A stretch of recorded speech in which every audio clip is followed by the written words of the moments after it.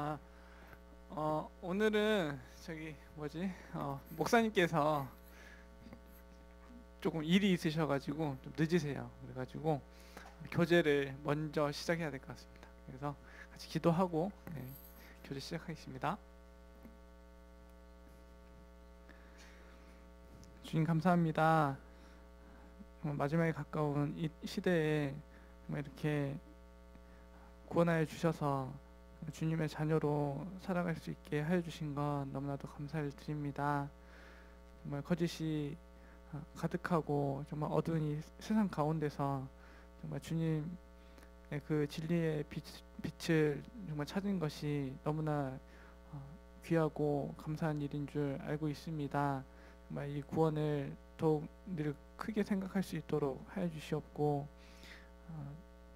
저희가 받은 그 구원의 은혜를 또 아직 알지 못하는 영혼들에게 또 전하며 살아갈 수 있도록 인도하여 주시옵소서. 또 이렇게 때마다 시마다 또 말씀과 또 교제로 더욱 주님을 알아가게 하여 주심에 감사를 드립니다. 이 시간들을 통해서 저희가 더욱 주님을 닮아가고 주님께서 원하시는 그 선한 뜻을 또 이룰 수 있도록 인도하여 주시옵소서.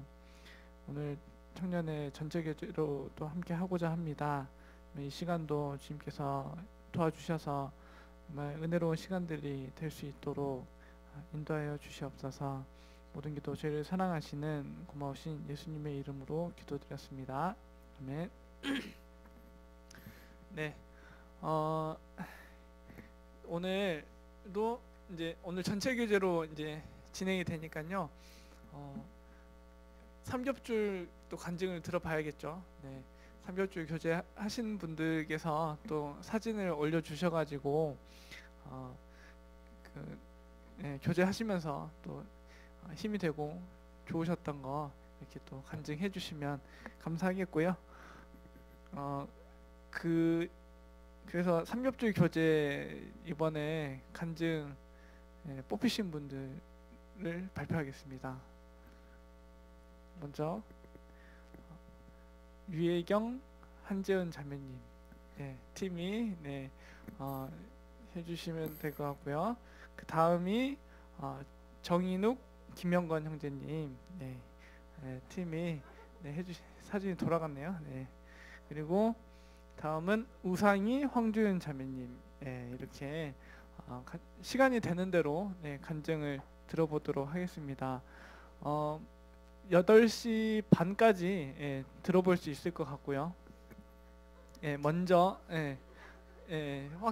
확대하지 말아주세요. 축소해 주시고요.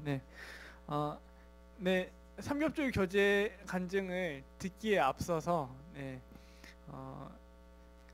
저희 그 청년회 전체에서는 마지막으로 간증을 하게 되실 김세실 자매님 결혼 발표하시고 결혼 간증은 해주셨는데 청년회 원년 멤버신데 중남교회가 태초에 시작되기 전부터 계셨던 원년 멤버신데 이제 거의 뭐 이제 역사죠. 역사입니다. 역사 자매님의 간증을 들어보도록 하겠습니다. 박수로 모시겠습니다.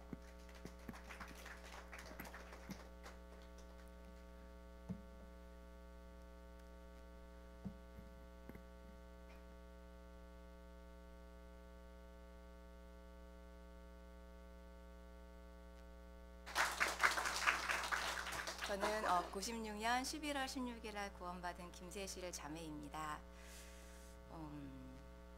그래요. 청년회에서는 마지막 간증이라고 하시니까 부인할 수는 없는데 어저께 연락을 주시듯 고별 간증이라고 하시는 거예요.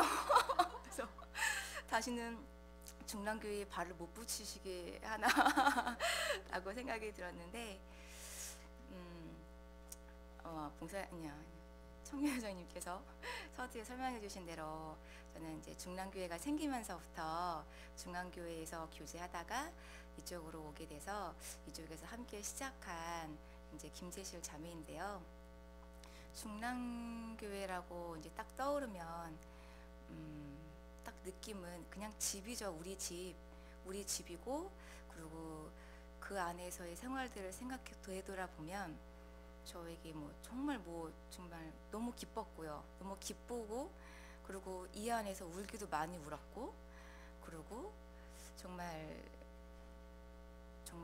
정말 너무나 기쁜 교제들, 그런 것들만이 저한테는 떠올라서, 만약에 상처가 있었어도 실은 제 기억력의 문제인지는 모르지만 아마도 또 그 이상으로 받은 사랑이 커서 그 모든 것들도 다 잊혀졌던 것 같고, 또 저도 부족한 저인지라 누군가에게 또 상처를 줬을 거고, 이런 많은 것들이 정말 표현이 거창하게 이 교회 안에서의 그 한 15년 기간 동안에 그냥 희노애락 다 있었던 것 같아요. 사람인지라.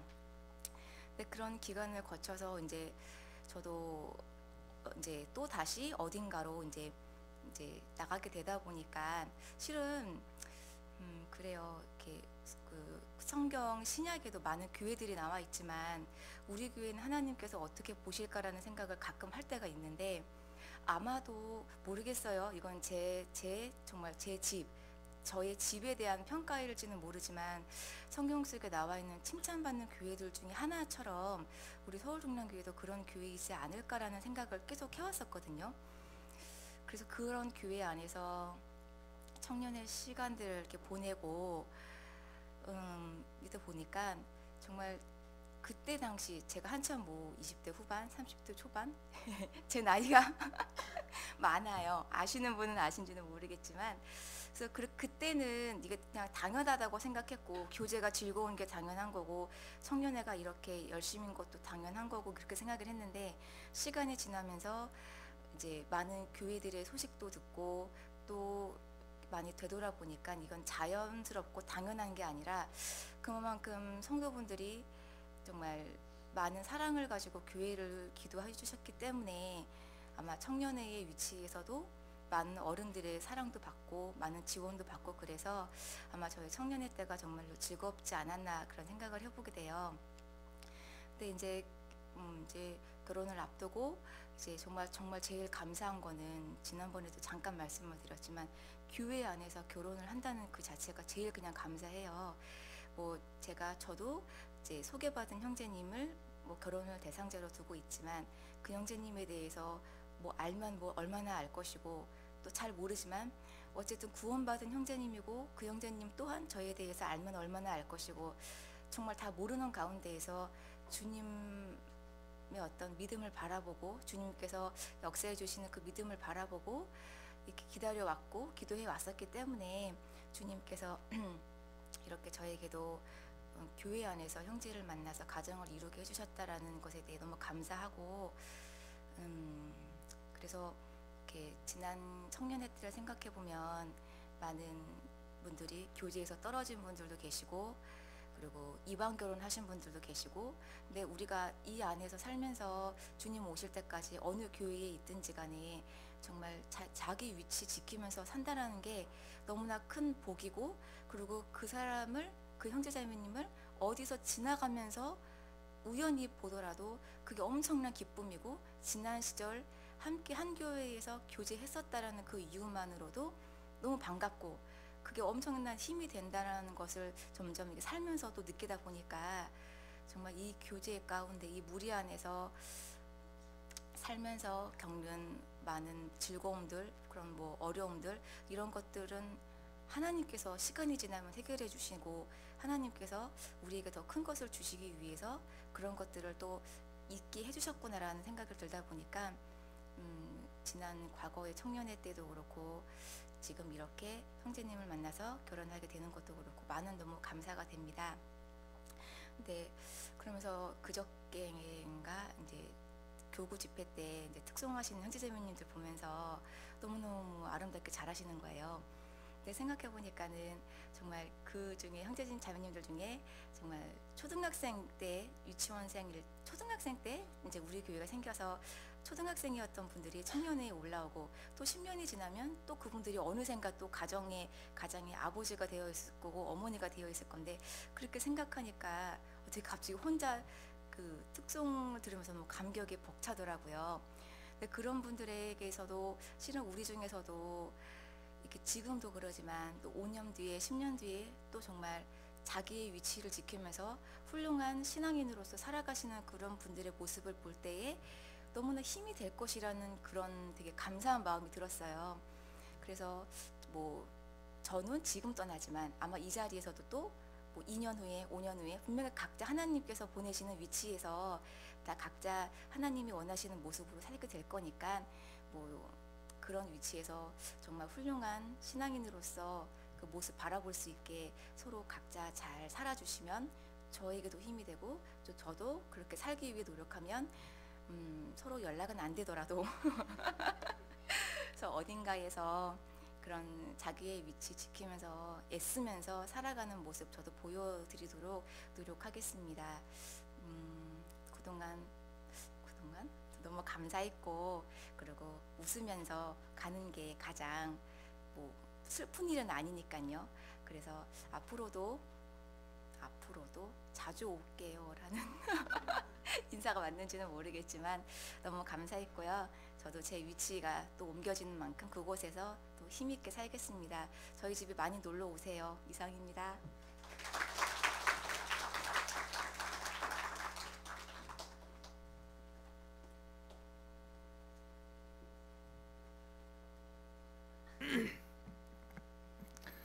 감사합니다. 다들 이제 구원 받고 이렇게 교제에 붙으신 시기도 있으실 거고 한데 저는 이제 처음에 중남교회 생기자마자 이렇게 여기를 생길 때부터 있었던 건 아니에요. 저도 생기고 나서 한 2년 정도 있다가 이제 구원 받아서 여기를 이제 왔었거든요. 근데 그때 당시에 계셨던 분들이 이제 다시 뭐 봉사회나 이렇게 다 계시잖아요. 근데 그 중에 계셨던 분이 이제 김세실 자매님이셨던 거죠. 근데 이제 가시면 안 남아 계실 것 같아요. 예, 청년회는 당연하죠. 뭐 제가 그죠? 저도 이제 곧 있으면 가야 될 사람이니까 네, 아무튼 그럴 것 같은데 아무튼 청년회 시절 때 너무나 또 감사하고 이제 먼저 되신 분으로서 이렇게 되게 아무튼 힘이 돼 주셨었는데 이렇게 또 잘 가게 되셔가지고 너무나 감사한 것 같습니다. 그러면 이제 삼겹줄 교제 간증을 들어봐야겠죠. 네, 그래서 먼저 유혜경 자매님과 한재원 자매님이신데 나오셔야죠. 네, 두 분 다. 두 분 다. 네, 한 명씩? 그럼 누가 먼저 하실래요? 그럼 유혜경 자매님, 네, 먼저 모시도록 하겠습니다.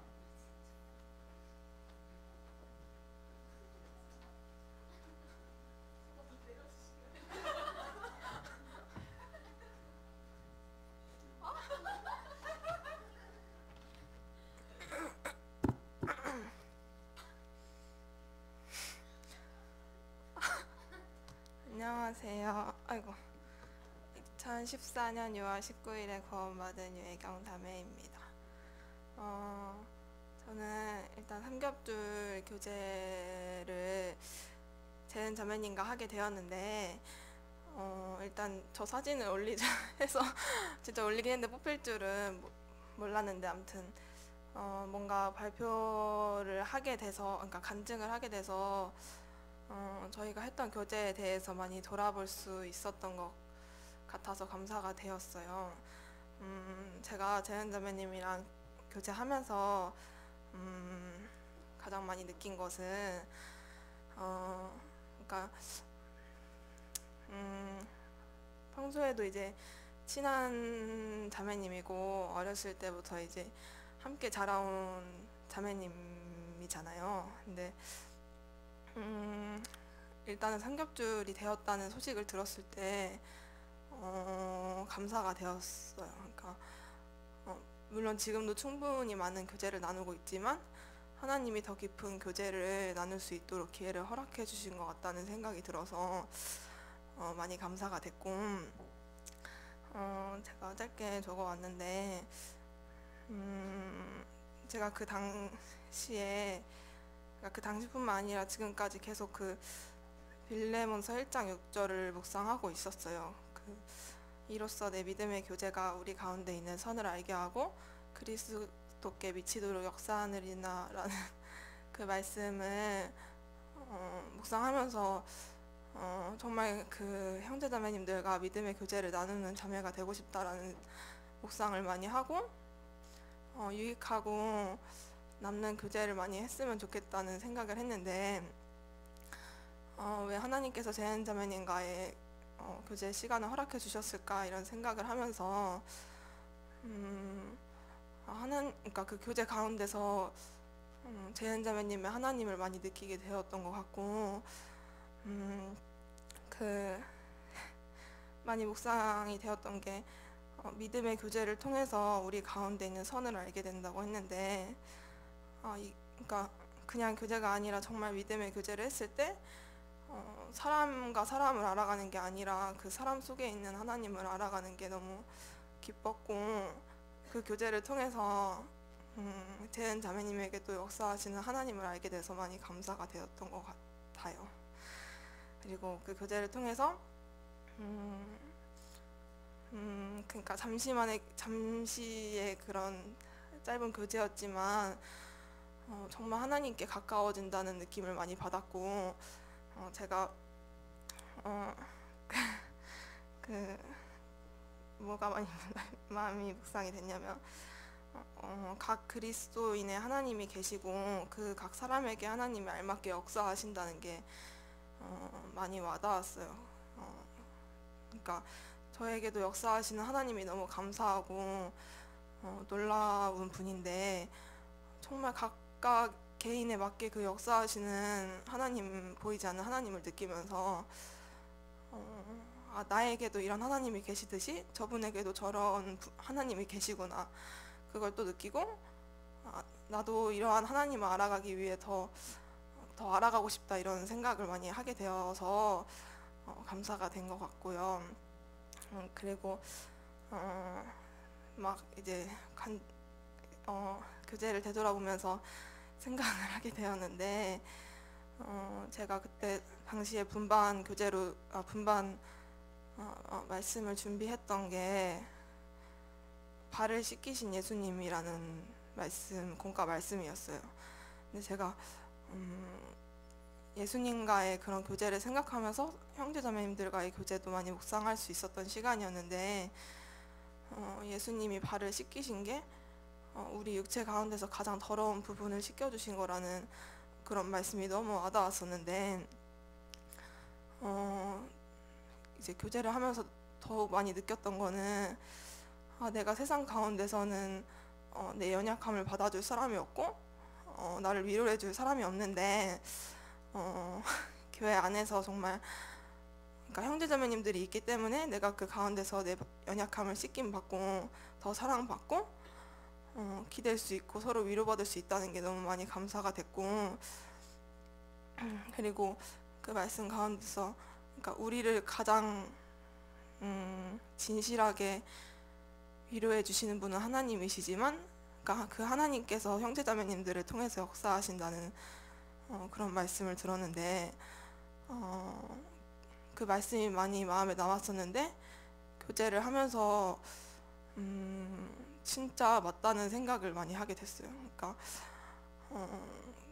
그냥 교제가 아니라 형제자매님들 간의 교제고 결국에 그 속에 있는 하나님이 우리 가운데 계셔서 위로를 주시고 계신다는 게 많이 감사가 되었던 것 같아요. 그리고 개인적으로 목소리가 떨리지만 개인적으로 이제 재은자매님 보면서 많이 느꼈던 거는 정말 달란트가 많은 자매님이라는 걸 많이 느꼈어요. 그래서 닮고 싶다고도 생각이 들고 부럽다라는 생각도 많이 들었는데 간증을 준비하면서 새롭게 느끼게 된 거는 그러니까 하나님께서 주신 구원의 기회는 모두가 동등한 거잖아요. 그러니까 재현자매님이 그 달란트를 갖고 주님께 귀하게 드려지는 모습을 보면서 진짜 귀하다라는 생각을 많이 했었는데 저 또한 하나님께서 저에게 그 기회를 주셨고 하나님께 드리고 하나님 앞에 또 남겨질 수 있는 그런 시간들을 주셨다는 생각을 많이 하게 되어서 감사가 됐고, 비록 눈에 띄는 달란트는 없지만 제 위치에서 제가 할 수 있는 만큼 정말 하나님 앞에 진실되게 드려지고 주님 앞에 갔을 때 남겨지는 삶을 살고 싶다는 생각을 많이 한 것 같습니다. 네, 이상입니다.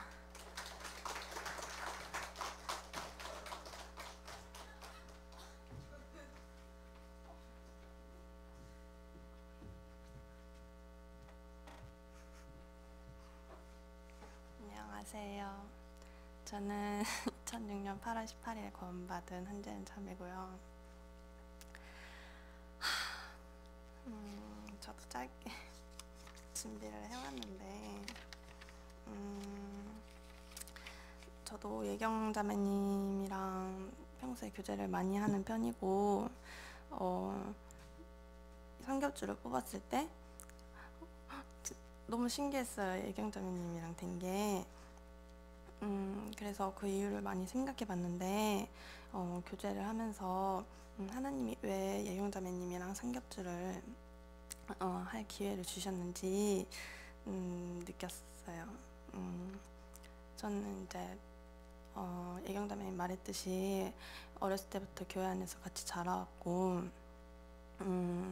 저보다 이제 예경 자매님이 나이는 어리지만 제가 평소에 교제 가운데서 많이 존경하는 부분이 많은, 저도 닮고 싶다는 생각을 많이 했던 자매님이에요. 근데 이제 삼겹줄 교제를 예경 자매님이랑 하면서 할 때 하나님의 사랑에 대해서 교제를 했었는데, 삼겹줄 교제에서 하나님의 사랑에 대해서 교제를 하고, 그 중과 그 다음 주에 말씀 때 하나님의 사랑에 대해서 말씀을 되게 힘있게 해주셨어요, 목사님이 그날. 그거를 그 말씀을 들으면서 그 교제를 다시 되새기고 하나님의 사랑에 대해서 다시 한번 생각하게 되고, 근데 마침 이제 얼마 안 있는 찬양의 밤 주제도 하나님의 사랑이었어요. 그래서 이제 지난주 일요일 날 조별 청년의 회별 모임 시간에 조별 교제 때 간증을 잠깐 했었었는데, 저는 이제 찬양의 밤을 크게 생각하지 않았었고, 오히려 한편으로는 화가 많이 났었어요. 그냥 이런저런 것들 때문에, 그러니까 화라기보다는 이해를 할 수 없는 부분들이 많았었어요. 그래서 이게 감사하다는 생각을 많이 못하고 그냥 얼른 끝내버리면 좋겠다 이 생각을 하면서 진짜 정말 그런 악한 생각을 하면서 준비를 했었었는데, 그렇게 그 마음을 품고 할 뻔했던 그 귀한 찬양의 밤을 이렇게 삼겹줄을 하고, 또 그렇게 교제하면서 생각하고 말씀 들으면서 또 되새기고 찬양의 밤을 함으로써 많은 거를 느꼈었어요. 찬양의 밤을 이제 그렇게 하나님의 사랑이라는 주제로 이제 하는 거를 피아노 앞에 앉아서 이제 한 2시간 이렇게 하는데, 참 우리 한 사람 한 사람은 참 연약하고, 저도 한 교회의 반주를 맡고 있다는 게 참 저 같은 사람이 맡고 있다는 게 정말 놀라운 일이고, 이제 다른 교회 영상들을 보면은 이제 제 반주가 많이 부끄러워질 때도 많고, 신앙적인 부분에서도 그렇게 보여지는 봉사를 한다는 게 마음에 참 부담이 될 때가, 그러니까 찔림이 될 때가 많았는데, 그렇게 한 사람 한 사람은 연약하지만 그렇게 함께 모여서 하나님을 찬양하는 모습을 보면서 나라는 사람은 연약하지만 하나님과 형제자매님과 함께 할 때 나도 저렇게 하나님 앞에서 아름다울 수 있겠구나 이런 생각이 들었어요. 그래서 저는 너무 연약하고 또 너무 악하고 그런 제 자신 때문에 낙망할 때가 많지만 자매님들이 저는 자매님을 진짜 좋아한다고 말해주고 저를 진심으로 응원해주고 나를 이렇게 연약한 나를 교제해주는 자매님들이 너무 고맙고 내가 교제 안에 있기 때문에 느낄 수 있는 행복하고 놀라운 경험이라는 생각이 들었었어요. 이게 참 내가 세상에서 구원받지 못하고 살았더라면은 진짜 느끼지 못했을 참 놀라운 경험이다 라는 그런 이게 진짜 귀하구나 라는 생각이 많이 들었어요. 그래서 저는 삼겹주를 이제 애경자매님이랑 하면서 저의 그런 마음가짐들을 고치고 이제 다시 한번 마음을 되잡는 계기가 될 수 있어서 감사하고 좋았던 것 같습니다. 이상입니다.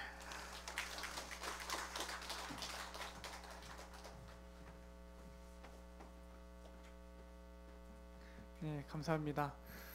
다음은 어떻게 간증을 좀 더 듣고, 네, 목사님 말씀을 먼저 듣고.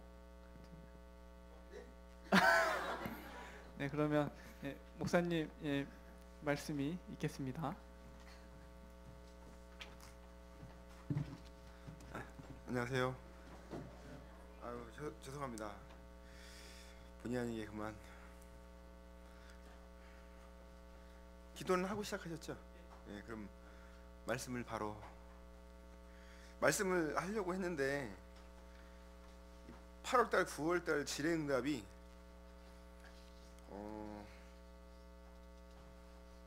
7가지가 나왔는데요. 그 7가지도 몇 가지 말을 못할 하여튼 그래서 아마 그냥 다 이렇게 자세하게 얘기하다 보면 진짜 한 2-3가지밖에 말 못할 것 같더라고요. 그래서 7가지 다 얘기하려면 그래도 시간이 다 안 될 것 같아요. 그래서 지금 8시 5분인가요? 네, 하여튼 최대한 빨리 말씀드리려고 할 텐데 질문에 답을 안 해주면 안 되잖아요. 질문을 한 분의 성의가 있고 또 많이 고민해서 쓰실 걸 텐데 제가 그냥 시간 없다는 걸로 안 하면 이거는 예의가 아닌 것 같아서 좀 말씀을 드리려고 합니다. 먼저 요한복음 13장입니다. 요한복음 13장입니다. 요한복음 13장 34절 35절을 함께 읽도록 하겠습니다. 새 계명을 너희에게 주노니 서로 사랑하라. 내가 너희를 사랑한 것 같이 너희도 서로 사랑하라. 너희가 서로 사랑하면 이로써 모든 사람이 너희가 내 제자인 줄 알리라. 여기 질문도 있기도 하고 한데요. 여기 있는 말씀처럼 새 계명을 너희에게 주었다라는 말씀은 구약의 계명과 신약의 계명이 뭐 다르다라는 것보다 그것을 다 아우를 수 있는, 그러니까 구약의 개념과 신약의 계명이 다르다 그런 개념이 아니라 구약의 그 계명을 다 아우를 수 있는 그것이 여기 있는 말씀처럼 서로 사랑하라는 겁니다. 그러니까 궁극적으로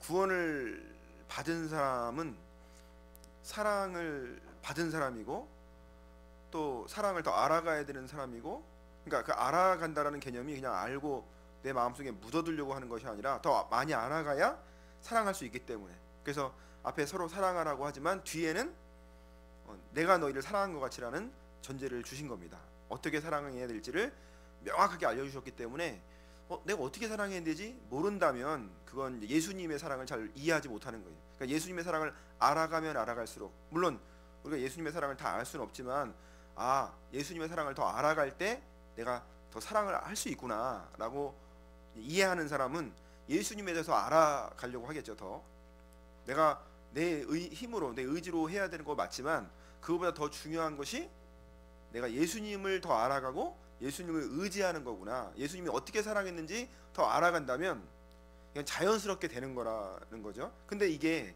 참 놀라운 게 뭐냐면 만약에 그렇게 예수님을 알아가려고 한다면 그러니까 명확한 의도를 가지고 알아가는 거잖아요.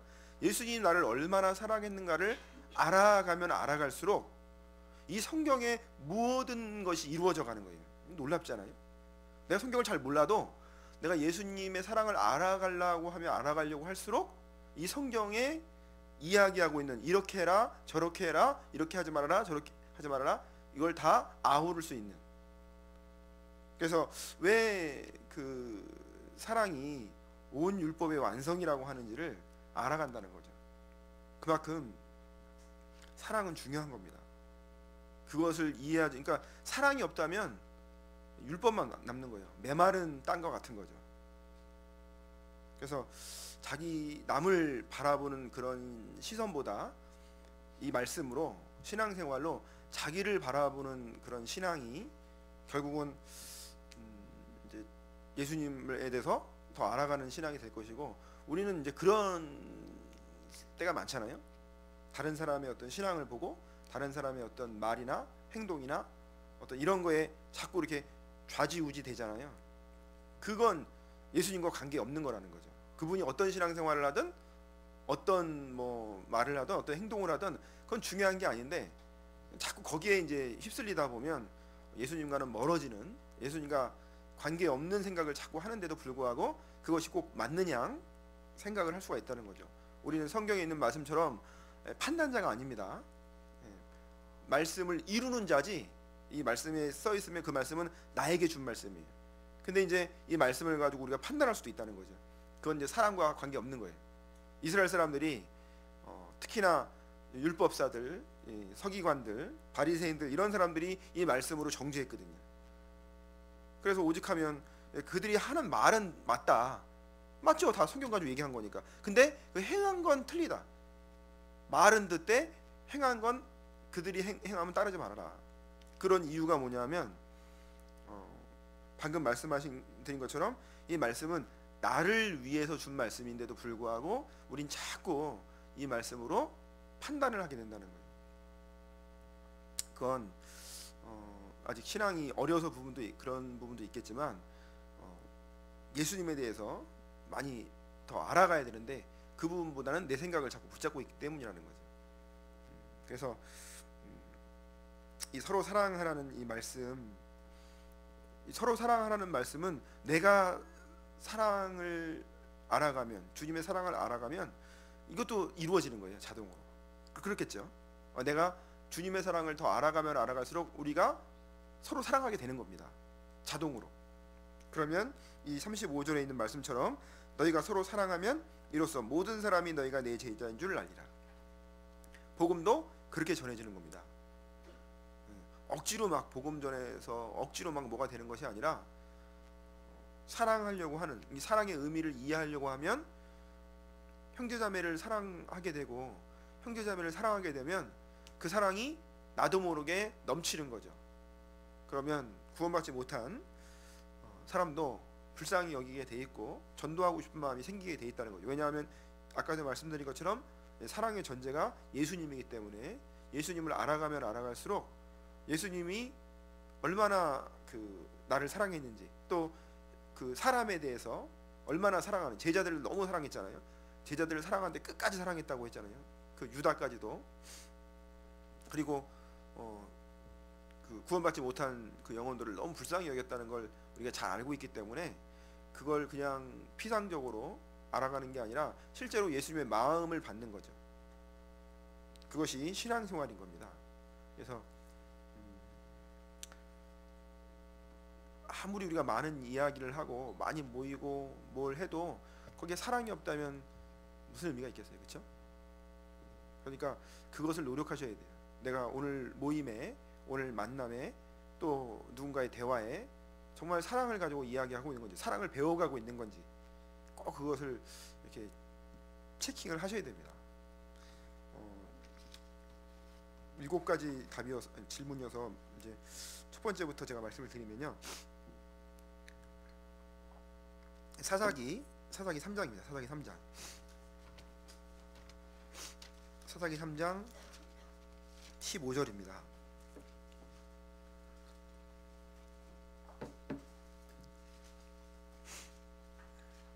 사사기 3장 15절. 15절 제가 읽겠습니다. 이스라엘 자손이 여호와께 부르짖음에 여호와께서 그들을 위하여 한 구원자를 세우셨으니 그는 곧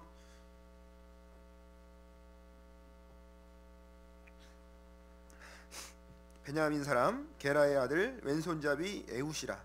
이스라엘 자손이 그를 의탁하여 모압 왕 에글론에게 공물을 바칠 때, 여기 이제 질문이 이겁니다. 왼손잡이 에훗 해놓고 성경에서 왼쪽이 부정적인 의미로 쓰일 때가 많은데 에훗을 설명하는 왼손잡이에도 어떤 상징적인 의미가 담겨 있는 건지 궁금합니다. 근데 이제 이게 지금 그 왼손잡이 에훗이라고 돼 있는데 이게 사실 번역이 명확한 번역은 아닌 겁니다. 왜냐하면 왼손잡이가 아니라 왼손을 사용할 수밖에 없는 이런 뜻입니다. 그래서 여기 그 마소라 본문에는 이제 헬라어죠. 거기 아니 히브리어에는 부르기도 어려운데 에트 에우드 벤게라 벤 하예미니 이쉬 이테르 야드예미노. 그래서 이게 이제 의미는 그의 오른손이 제한된 사람 이런 뜻이에요. 그의 오른손이 제한된 사람 베냐민 자손 게라의 아들 에훗. 그러니까 오른손이 제한된 사람이라는 건 무슨 뜻일까요? 오른손을 사용할 수 없는 그런 뜻이죠. 그러니까 오른손에 장애가 있는 이런 뜻인 거죠. 그러니까 오른손을 사용할 수 없기 때문에 왼손을 사용할 수밖에 없는 거예요. 왼손잡이가 아니라. 그래서 이제 물론 이제 이것만 보면 알 수가 없죠. 이것만 보면 왼손잡이 에훗이라고 돼 있으니까. 근데 명확한 성경은 왼손을 사용할 수밖에 없는 에훗입니다. 그래서 이제 교훈이라면 오른손을 사용하지 못하고 왼손을 사용하잖아요. 그 말은 뭔가 부족한 거죠. 그러니까 이제 약점이 있는 거죠. 약점이 있음에도 불구하고 하나님의 귀한 일을 할 수 있다라는 건 우리들도 같은 맥락으로 보면 되겠죠. 구원받은 그리스도인들 다 약점이 있잖아요. 저도 마찬가지고 여러분도 마찬가지고 내가 잘나서 구원받았어라고 생각하는 사람은 없죠. 또 구원받은 이후에도 내가 뭔가 특출나서 뭘 잘하는 거 아니잖아요. 그런데도 하나님이 이 자리에 불러 모아주시고 또 귀하게 사용해 주시는 건 우리의 약점이 있지만 주님은 우리의 약점을 보시는 것이 아니라 강점을 보시는 거예요. 근데 우리는 그 주님의 강점을 보는, 우리를 믿어주시고 기다려주시고 우리에게 소망을 두신 그 주님 그 편에서 생각을 해야 되는데 자꾸 이제 내 편에서 생각할 수 있다는 거죠. 나는 이래, 나는 약해, 나는 뭐가 이래, 그러니까 그게 의미 없다는 것도 알면서도 자꾸 그런다는 거죠. 그 의미 없잖아요. 내가 그런데 어떡하란 말이에요, 그죠? 나는 약하죠. 하지만 주님이 하실 수 있기 때문에 우리를 믿어주고 기다려주고 바라는 거예요. 주님은 하실 수 있기 때문에. 근데 어떨 때 할 수 있느냐? 주님을 의지할 때 할 수 있는 거죠. 사람으로는 할 수 없으되 하나님으로서는 다 할 수 있는데 그 하나님을 내가 연약하다는 걸 진짜 인정한다면 100% 하나님을 의지하려고 노력해야 되잖아요. 근데 오히려 나는 약해, 나는 이래, 이 사람은 약한 사람이 아닌 거예요. 오히려 육신적으로 강한 사람인 거죠. 정말 연약하다면 주님을 바라보게 돼 있다는 거예요. 연약한 걸 깨달았다면. 그러니까 아직 덜 깨달은 거예요, 사실은. 그래서 그건 이제 본인의 오해인 거죠. 하나님은 분명히 주님은 약한 사람을 쓰는데 나는 약해. 그런데 왜 안 쓰겠어요? 강한 거예요, 그 사람은. 고린도전서 고린도전서 1장입니다.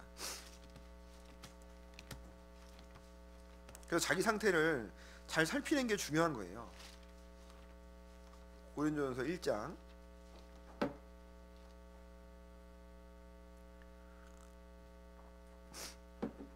26절입니다. 26절부터 제가 읽겠습니다. 형제들아 너희를 부르심을 보라. 육체를 따라 지혜 있는 자가 많지 아니하며 능한 자가 많지 아니하며 문벌 좋은 자가 많지 아니하도다. 그러나 하나님께서 세상의 미련한 것들을 택하사 지혜 있는 자들을 부끄럽게 하시려고 세상의 약한 것들을 택하사 강한 것들을 부끄럽게 하려 하시며 하나님께서 세상의 천한 것들과 멸시받는 것들과 없는 것들을 택하사 있는 것들을 폐하려 하시나니 이는 아무 육체라도 하나님 앞에서 자랑하지 못하게 하려 하심이라. 자, 그러니까 하나님 앞에서는 뭘 많이 배웠건 뭘 많이 가졌건 그런 사람이 중요한 게 아니라 하나님께 순종하는 사람이 가장 중요한 사람인 거예요. 그러니까 자기가 약하다고 느끼면 순종하죠. 강한 사람이 순종 안 하는 거잖아요. 그래서 자기 약점을 이해하고 약점을 가지고 뭐 이렇게 뭐랄까요? 이제 너무 이렇게 한국말이 또 생각이 안 나네. 이렇게 이제 밑으로 들어가는 그런 삶이 아니라 오히려 하나님을 바라보는 삶으로 바뀌어야 되는데 이게 주님을 바라보는 습관이 안 돼 있다 보니까 자기를 바라보고 자꾸 자기 어떤 그런 게 빠지는 거예요. 이게 어리석은 거죠. 하나님 볼 때는. 아니 성경에도 기록해 놨잖아요. 너 여기 부르심을 봐라. 육체를 여기 따라 지혜 있는 자가 많지 않다. 문벌 좋은 자가 많지 않다. 연약한 사람 많다. 없는 사람 많다. 천한 사람 많다. 근데 그래서 부른 거잖아요. 그게 은혜인 거죠. 그래서 그걸 통해서 약한 걸 통해서 강함을 드러내게 하는 거예요. 약한 걸 통해서 그 강한 사람들에게 오히려 약함이 강함된다는 걸 보여주는 거죠. 세상 사람들은요 신기해요. 약한데 강한 사람에게 신기하게 돼 있어요. 분명히 저 사람은 어떤 상황이 어려운 상황이 오면 슬퍼하고 낙망하고 아파해야 될 것 같은데 오히려 안 그러는 거예요. 그런 사람한테는 정말 놀랍니다. 돈 많은 사람한테 놀라는 게 아니에요. 그걸 그 믿음 하나로 이해시키려고 하는 거예요. 하나님께서. 그러니까 우리는 너무너무 큰 걸 받았잖아요. 정말 춤추고 다녀도 괜찮아요. 그죠? 매일매일 막 일어나서 춤을 춰야 돼. 잘 때까지. 그래도 괜찮다 이거죠. 제가 뭐 자주 얘기하지만 예수님이 구주가 아니었다면, 구원의 대상이 내가 뭘 하는 거였다면 어떻게 하실 뻔했어요. 그죠? 저도 마찬가지고. 만약에 아침부터 저녁까지 춤춰라 그러면 죽을 때까지 춤추고 살아야 된다 그러면 춤추고 살아야 돼 우리. 억지로라도. 그죠? 뭔가를 너가 해서 구원을 받아야 된다고 하면 엄청난 거를 요구할 수밖에 없어요. 아니 예수님이, 하나님이 사람의 몸을 입고 와서 죽을 정도의 그 정도까지는 할 수가 없지만 거기에 상응하는, 우리 삶에서 그 상응하는 걸 정도 하려면 뭘 해야 될지 잘 생각해 보셔야 된다는 거예요. 마태복음 5장에도 나와 있잖아요. 눈이 너를 범죄케 하거든 뽑아버려라. 손이 너를 범죄케 하거든 찍어버려라. 마가복음에는 발이 너를 범죄케 하거든 찍어버리라 그랬잖아요. 한 눈으로 하나님 나라에 들어가는 것이 두 눈을 가지고 지옥 꺼지지 않는 불에 들어가는 것보다 나으니라 그러죠. 100번 1000번 낫죠. 그거 하나만 생각해봐도 두 눈 있는 게 이게 얼마나 감사한 거예요. 그걸 위해서 예수님이 죽어주신 거라는 거예요. 왜 두 눈을 남겨놓고, 왜 두 팔을 남겨놓고 두 발 남겨놨을까요? 그걸로 주님 섬기라는 거거든요. 그럴 때 아는 거예요. 이 부족한 걸 가지고도 주님을 섬길 수 있다는 게 얼마나 대단한 건지 알게 되는 거죠. 그 고린도후서 2장입니다. 고린도후서 12장. 고린도후서 12장입니다.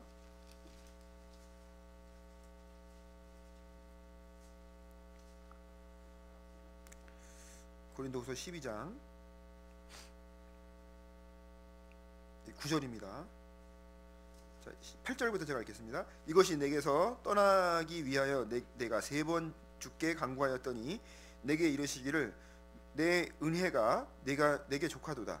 이는 능력이 약한 데서 온전해짐이라 하신지라. 이러므로 도리어 크게 기뻐함으로 나의 여러 약한 것들에 대하여 자랑하리니 이는 그리스도의 능력으로 내게 머물게 하려 함이니라.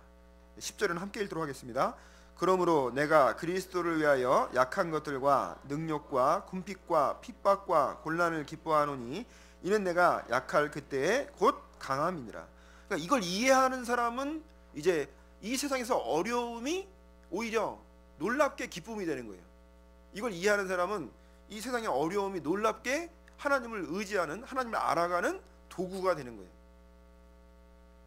근데 세상 사람처럼 똑같이 아픔 온다고 또 아파하고 힘든 일 온다고 힘들어만 하면 정말 정작 주님이 주시고 싶어하는 그것이 무엇인지를 못 깨닫는 거예요. 이 땅 잠깐 사는 인생에서 뭐 그리 중요하겠어요, 그렇죠?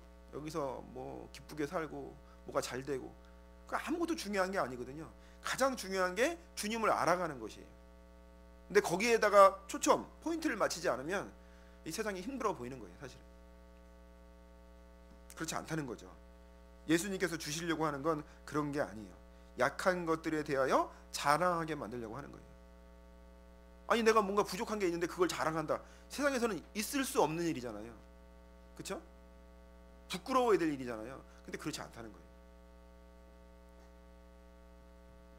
그래서 사도 바울처럼 그 자기가 약한 것을 그걸 고쳐달라고 했는데 3번 주께 간구했는데 내 은혜가 내게 족하도다. 이게 결론인 거예요. 우리도 마찬가지죠. 하나님, 주님 왜 이런 일이 생깁니까? 왜 이렇습니까? 라고 말할 때 주님이 딱 한마디 하시면 정리가 돼야 돼요. 내 은혜가 내게 족하도다. 틀림없는 거거든요. 그러니까 저도 제가 결론을 내립니다. 예수님이 십자가에서 죽어주신 거 그것이 모든 것의 결론인 거예요. 모든 의문점의 해결점이 예수님이 십자가에 죽어주신 거예요. 아니 주님 왜 이렇습니까? 야 내가 널 위해 죽어줬잖아. 끝나는 거예요. 그러면 끝낼 줄 알아야 돼요. 그거보다 더 한 거 없잖아요. 또 뭐 해달라고 하면 안 되잖아요. 사실은 죽어주신 건 알겠는데 이러면 이게 문제가 되는 거예요. 이 묵어주신 그게 아무것도 아니라는 거죠. 그러면 죽어주신 건 알겠는데 난 이게 필요하면 그러면 그건 아무것도 아니라는 얘기잖아요. 그건 둘째란 얘기예요. 그러면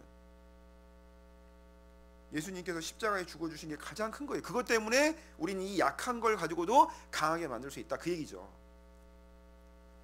예수님이 가장 강한 분인데 가장 약한 분이 되셨잖아요. 누구 때문에요? 나 때문에. 그래서 우리를 강하게 하시려고 하는 거예요. 그래서 하나님이 어떤 사람을 크게 쓸까요? 겸손한 사람입니다. 겸손한 사람. 겸손한 사람을 크게 쓰신다는 걸 기억해야 돼요. 그래서 항상 자신을 돌아보는 연습을 많이 하셔야 돼요. 우리는 생각에 이게 자꾸 다른 나 말고 다른 것에 너무 생각을 많이 한다는 거죠. 그래서 자기 돌아보는 연습을 계속해서 자기를 깨끗하게 만들어 가야 하나님이 귀하게 쓰신다는 겁니다. 벌써 하나 얘기했는데 시간이 많이 갔죠? 2번째입니다. 여기 이제 율법에 대하여 죽는다, 죄에 대하여 죽는다. 이 말의 정확한 뜻이 무엇인가요? 율법에 대하여 죽는다는 말은 이제 로마서에 있죠. 로마서 6장입니다. 로마서 6장.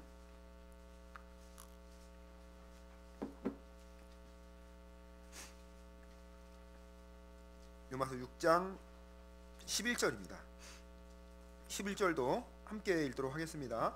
이와 같이 너희도 너희 자신을 죄에 대하여는 죽은 자요 그리스도 예수 안에서 하나님을 대하여는 산 자로 여길지어다. 예. 율법에 대하여 죽는다, 죄에 대하여 죽는다. 이걸 아마 수요 말씀이나 이럴 때 많이 들어보신 분들은, 그러니까 이분은 수요 말씀 구원받은 지 얼마 안 된 분이든가 수요 말씀을 잘 못 들은 분이시던가 이제 그럴 거라고 생각하는데 이요한 목사님이 많이 말씀하셨죠. 율법에 대하여 죽는다, 죄에 대하여 죽는다는 그 뜻을 다 아시죠? 들은 분들은 안 들은 분이 있어서 예, 로마서 7장입니다. 7장 로마서 7장 1절부터 보시면 로마서 7장 1절은 율법이 어떤 역할을 하는가 이제 그거에 대해서 말씀하시는 거잖아요. 그래서 1절부터 보시면 형제들아 내가 법 아는 자들에게 말하노니 너희는 율법이 사람의 살 동안만 그를 주관하는 줄 알지 못하느냐. 남편 있는 여인이 그 남편 생전에는 법으로 그에게 매인 바 되나 만일 그 남편이 죽으면 남편의 법에서 벗어났느니라. 그러므로 만일 그 남편 생전에 다른 남자에게 가면 음부라. 이르되 남편이 죽으면 그 법에서 자유케 되나니 다른 남자에게 갈지라도 음부가 되지 아니하느니라.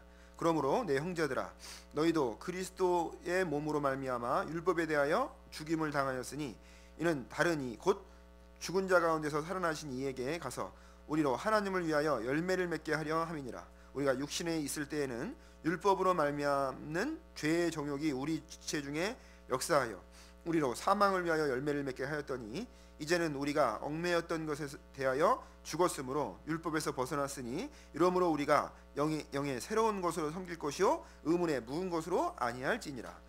율법은 이걸 지금 율법을 그 남편으로 설명을 했죠. 부부 관계로 설명했는데 율법이 있는 동안에는 남편 있는 여인이 그 남편 생전에는 법으로 그에게 매인 바 되나 만약 그 남편이 죽으면 남편의 법에서 벗어나는 맞죠? 그러니까 법적으로도 만약에 이제 하나님 보실 때 남녀가 결혼했는데 법적으로 결혼했는데 남편이 안 죽었는데 헤어져서 다른 남자를 만나면 그거는 음부다. 그건 죄다. 그렇죠? 그런데 같이 살다가 남편이 죽었어요. 그래서 내가 다른 남자에게 결혼 다시 하면 그건 죄가 아니다. 이걸 설명하는 거잖아요. 그러니까 하나님께서 그 율법에 대해서 쉽게 설명하려고 말씀하시는 거죠. 그런데 이 남편이 안 죽는 거예요. 이 남편이 율법이거든요. 이 율법은 죽어요, 안 죽어요? 영원히 안 죽습니다. 그럼 어떻게 해요? 어떻게 하면 돼요? 내가 죽으면 되는 거예요. 내가. 율법이 안 죽으면 내가 죽으면 되잖아요. 그래서 예수님께서 죽어주신 거죠. 그래서 예수님께서 죽어주셔야 내가 죽는 거잖아요. 그래서 갈라디아서 2장 20절 다 암송하셨죠? 시작. 웅얼웅얼 거리셔요. 다시 한번. 자, 시작.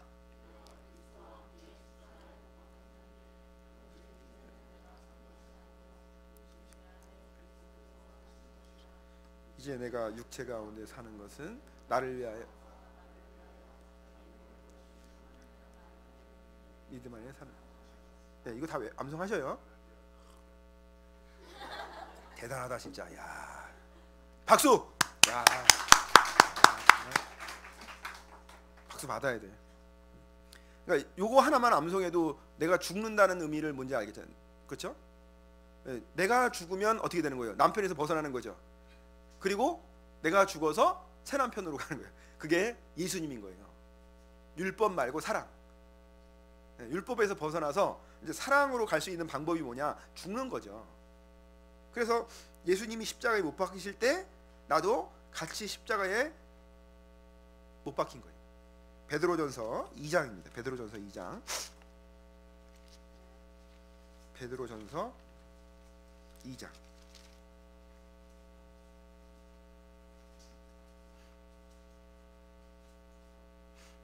네, 24절입니다. 24절 제가 읽겠습니다. 친히 나무에 달려 그 몸으로 우리 죄를 담당하셨으니 이는 우리로 죄에 대하여 죽고 의에 대하여 살게 하려 하심이라. 저가 채찍에 맞음으로 너희는 나음을 얻었나니 너희가 전에는 양과 같이 길을 잃었더니 이제는 너희 영혼의 목자와 감독 되신 이에게 돌아왔느니라. 그러니까 이제 주님께 돌아간 거죠. 진짜 남편은 예수님이시거든요. 율법은 가짜 남편이에요. 가짜 남편이든 진짜 남편이든 죽어야 되는데 죽어서 진짜 남편에게 간 거예요. 그래서 예수님이 오신 목적은 우리 집에 왜 왔니? 왜 왔니? 그래서 누가 그거 항상 어떤 목사님이 하셨어요. 집회 때마다 우리 집에 왜 왔니 왜 왔니를 해야 되는데 우리 집에 얘 왔니 이 외자가 안 돼서 누가 했지? 기억이 안 나. 목사님이 그 애자가 안 돼. 얘 왔니 얘 왔니. 그래서 항상 기억나요. 그 했던 게 꽃 찾으러 왔단다. 어떤 꽃을 찾으러 왔느냐? 누구 꽃 찾으러 왔다. 이 얘기를 이제 제가 몇 번 들은 적이 기억나서 여하튼 예수님이 그래서 찾으러 왔다는 거예요 우리를. 근데 찾으러 오는 방법이 뭐냐면 자신을 죽이는 거예요 십자가에서. 그래서 우리도 같이 죽는 거예요. 그래서 율법에 대하여 죽는다라는 건 곧 내가 죽는다는 걸 말합니다. 율법에 대하여 내가 죽어서 어디로 간다?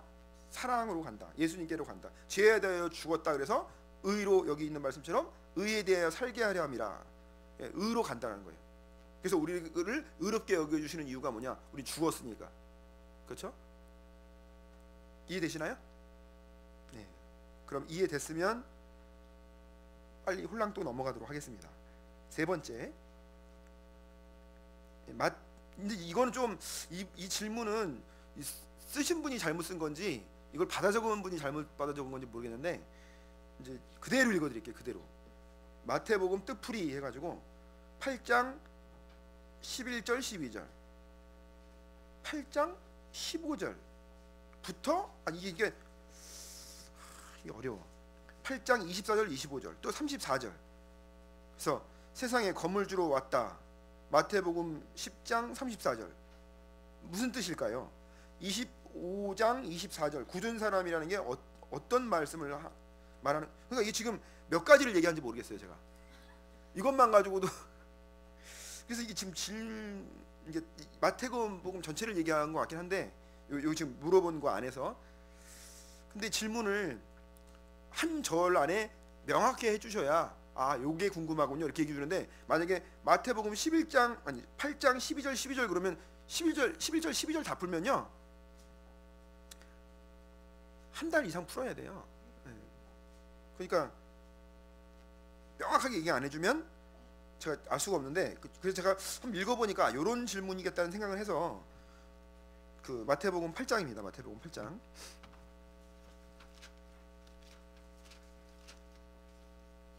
마태복음 8장 11절에 여기 보시면 또 너희에게 이르노니 동서로부터 많은 사람이 이르러 아브라함과 이삭과 야곱과 함께 천국에 앉으려니와 나라의 본 자손들은 바깥 어둠에 쫓겨나 거기서 울며 이를 갈미 있으리라. 이게 이제 하여튼 이 말씀은 동서로부터 많은 사람이 이르러 아브라함과 이삭과 야곱과 함께 천국에 앉으려니와라는 말은 구원받은 사람은 이런 뜻이에요. 결론은. 그런데 왜냐하면 이제 이스라엘 사람들은 자기가 아브라함의 자손이고 우리 그 조상이 아브라함이고 이삭이고 야곱이고 이렇다고 믿고 있잖아요. 근데 실제로 그들의 조상이 아니죠. 육신으로는 그들의 조상인지 모르지만 영적으로는 그들의 조상이 아니죠. 영적은 우리의 조상인 거예요. 물론 진짜 조상은 이제 뭐 쭉 거슬러 올라가겠지만 어쨌거나 믿음의 조상 그러면 아브라함이 나오잖아요. 근데 그 아브라함이 믿음의 조상이라는 개념 자체가 믿음을 이야기하는 거기 때문에 우리의 조상이 되는 게 맞다는 거죠. 육신적으로는 이스라엘 조상인 건 맞죠. 그래서 지금 그 말씀을 하시는 겁니다. 왜 이제 그리고 이제 이 1절부터 읽어보시면 1절부터 읽으면 안 되고 그 백부장 이야기거든요. 백부장이 그 이스라엘 사람이 아닙니다. 이방 사람이에요. 이방 사람인데 자기 하인이 병들었다고 예수님을 초청했어요. 예수님이 가려고 하니까 올 거 없습니다. 말씀만 하세요. 내 수하에도 내가 이리 가면 이리 가라면 이리 가고 저리 가라면 저리 가는 사람이 있습니다. 하물며 예수님께서 말씀만 하시면 되겠죠. 그러니까 예수님이 우리가 생각해 너무 놀라운 믿음이잖아요. 그 집에 와서 그 하인에게 손을 얹어서 안수해서 낫게 해달라고 할 것 같은데 말씀만 하라고. 그러면 날 거라고. 이거 엄청난 믿음이죠. 그 이방 사람이 그런 믿음을 갖고 있다 그런 얘기. 근데 이스라엘 사람들은 안 그랬거든요. 그래서 그것을 빗대서 이야기하면서 12절에 나라의 본 자손들은 이스라엘 사람들은 그런 뜻이죠. 바깥 어두운 데 쫓겨나 거기서 울며 이를 갈미 있으리라. 그렇게 아브라함의 자손이라고 철저하게 믿는 그 사람들은 이렇게 될 거라는 거예요. 그러니까 아브라함의 자손이 중요한 게 아니라 믿음이 중요한 거다, 이걸 설명하는 거죠.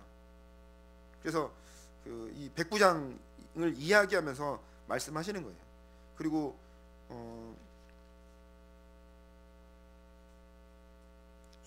15절은 뭘 얘기하는지 모르겠어요.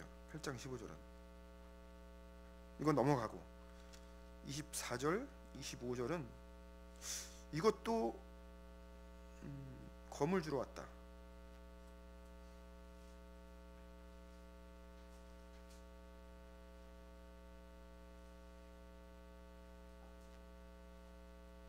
검을 주러 왔다가 없는데.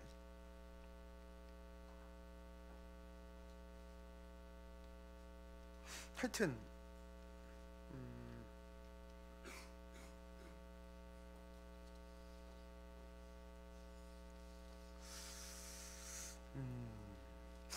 이건 없어서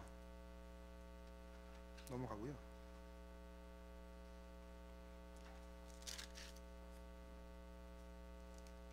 여기 이제 10장 34절 보시면 10장 34절입니다.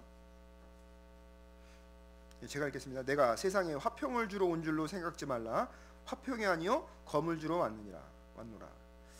이건 이제 세상에 화평을 주러 온 줄 생각하지 말아라. 화평이 아니요 검을 주러 왔다는 건 뭐 바로 직역할 수도 있다고 생각합니다. 왜냐하면 이 세상에서 화평은 없습니다. 내가 구원받지 않은 사람은 이 세상에서 화평하죠. 그런데 구원받고 나면 이 세상, 그때부터 이 세상과 화평하면 돼야 안 돼요? 네. 화평하는 게 아니라 전쟁이 시작된 거죠. 전에는 내가 마귀 편에 있을 때는 이 마귀 편에서 세상과 화평했는지 모르겠지만 구원을 받은 이후에는 그때부터 마귀와 전쟁이 시작된 거예요. 그래서 에베소서 6장에도 전신갑주를 입으라고 그랬잖아요. 전쟁 치를 준비해라, 그런 얘기죠. 그 베드로전서 2장인가요? 3장인가요? 우는 사자와 같이 두루다니며 삼킬자를 탄다 그랬잖아요. 넌 마귀를 대적하라 그랬죠. 믿음을 굳게 하라고 했잖아요. 그 베드로전서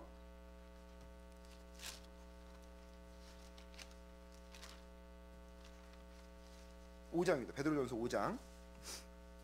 베드로전서 5장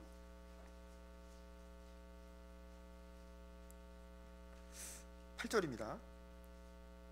8절 제가 읽겠습니다. 8절부터 근신하라 깨어라 너희 대적 마귀가 우는 사자와 같이 두루다니며 삼킬 자를 찾나니 너희는 믿음을 굳게 하여 저를 대적하라. 이는 세상에 있는 너희 형제들도 동일한 고난을 당하는 줄 알미니라. 모든 은혜의 하나님 곧 그리스도 안에서 너희를 부르사 자기의 영원한 영광에 들어가게 하신 이가 잠깐 고난을 받은 너희를 친히 온전케 하시며 굳게 하시며 강하게 하시며 털을 견고케 하시리라. 그래서 이 세상이 이제 앞으로 이제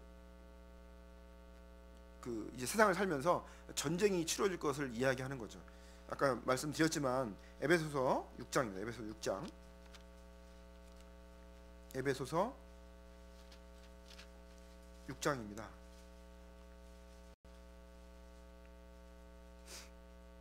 10절입니다.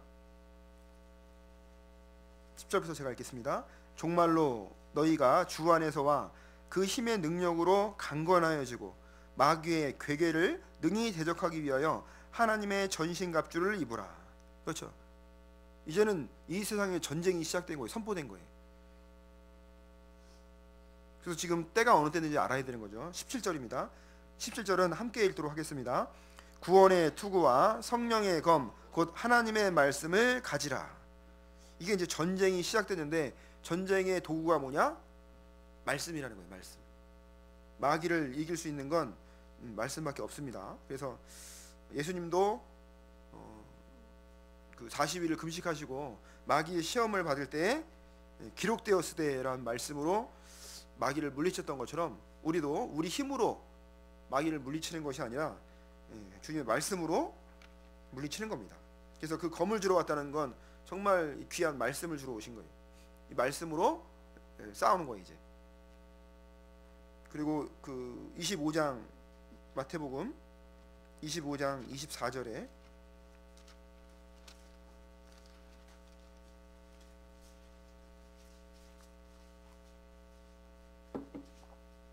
4절입니다.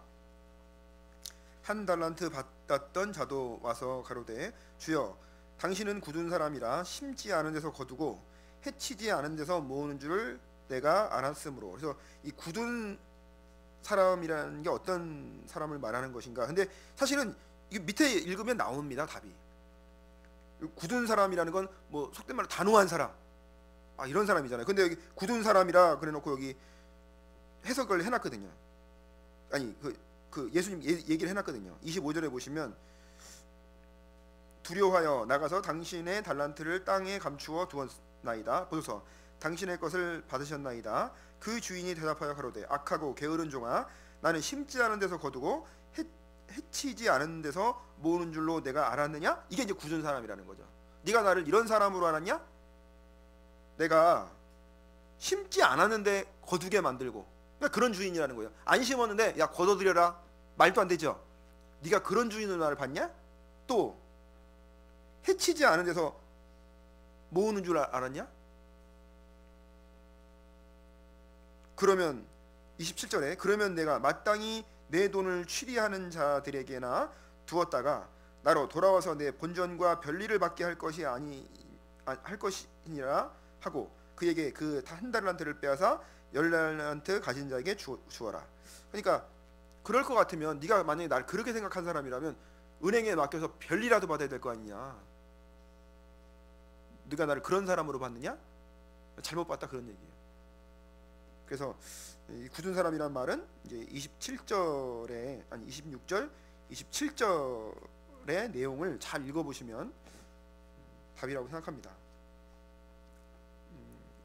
그리고 저기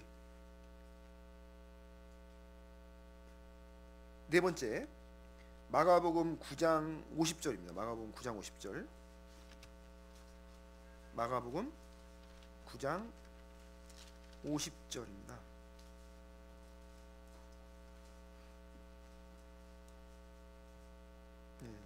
함께 읽겠습니다. 소금은 좋은 곳이로되 만일 소금이 그 맛을 잃으면 무엇으로 이를 짜게 하리요? 너희 속에 소금을 두고 서로 화목하라 하시니라. 이것을 보면 마가복음 9장 50절을 보면 그 전 구절에 지옥에 대한 내용이 나와 있고 49절에 있는 소금과 50절에 있는 소금도 관련이 없는 소금인 것 같습니다.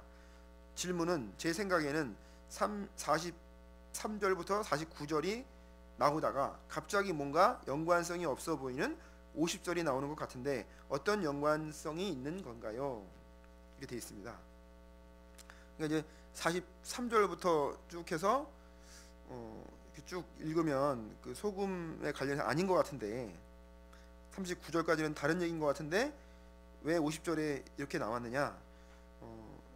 근데 이제 이게 결론부터 말씀드리자면 같은 소금입니다. 49절 소금이나 50절 소금이나 같은 소금이에요. 근데 이제 어떻게 쓰이냐 그게 다른 거죠. 그래서 마태복음 5장에도 보면 너희는 세상의 소금이니 소금이 만일 그 맛을 잃으면 무엇으로 짜게 하리요? 그 외에는 아무 쓸데없어 다만 밖에 버리고 사람에게 밟힐 뿐이니라. 이제 이게 어쨌거나 소금의 쓰임을 이야기하는 거잖아요, 그렇죠? 그런데 이 소금이 여기 이제 방금 말씀하신 것처럼 어떤 이제 지옥 가는 사람에 대해서 쭉 얘기하면서 49절에 사람마다 불로써 소금치듯함을 받으리라. 그 이제 말씀을 하시고 50절이 그 내용이죠. 소금은 좋은 곳이로되 만일 소금이 그 맛을 잃으면 무엇으로 이를 짜게 하리요? 너희 속에 소금을 두고 서로 화목하라. 소금에 대해서 나오죠. 그래서 아까 말씀드린 마태복음 5장 13절에도 소금이 그 맛을 잃으면 무엇으로 짜게 하겠느냐? 아무 쓸데없어서 다만 사람 밖에 버리고 사람들에게 밟힐 뿐이다.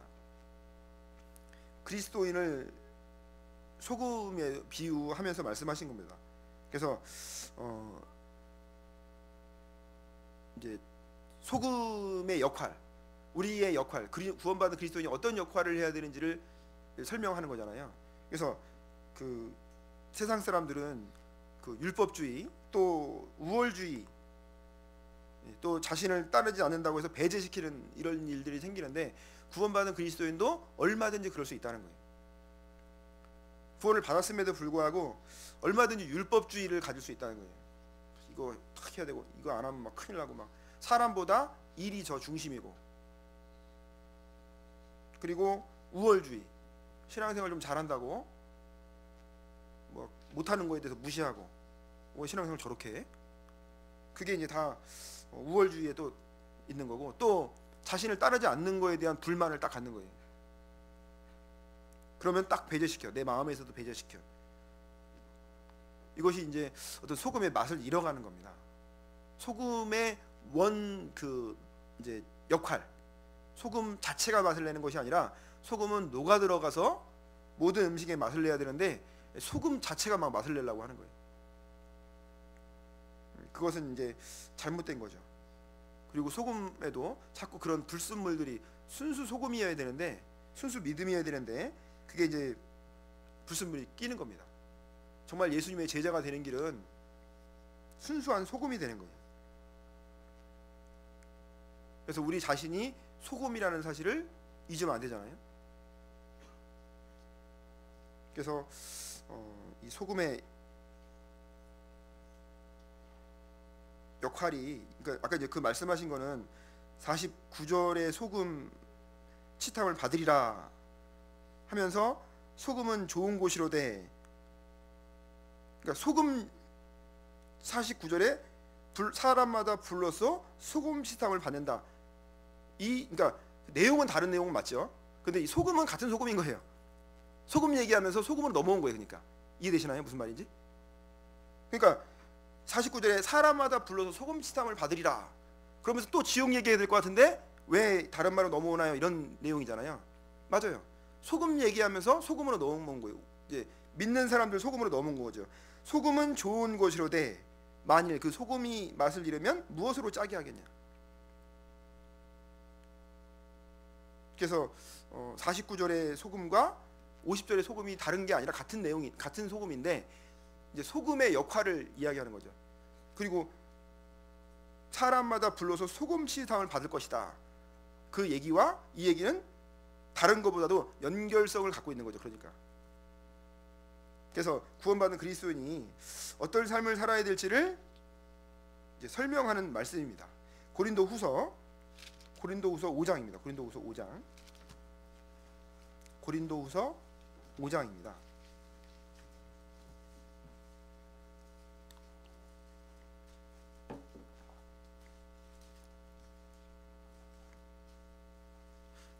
고린도 5장 20절입니다. 제가 읽겠습니다. 이러므로 우리가 그리스도를 대신하여 사신이 되어 하나님이 우리로 너희를 권면하신 것 같이 그리스도를 대신하여 간구하노니 너희는 하나님과 화목하라. 하나님과 화목하라 그랬죠. 그래서 너희도 이 소금을 두고 서로 화목하라고 하신 말씀처럼 그 소금 자체를 이야기하면서 우리가 소금이다. 소금을 통해서 고르게 해서 화목하게 하는 거다라는 것을 말씀하신 겁니다. 그리고 다섯 번째 누가복음 14장입니다. 누가복음 14장 33절입니다.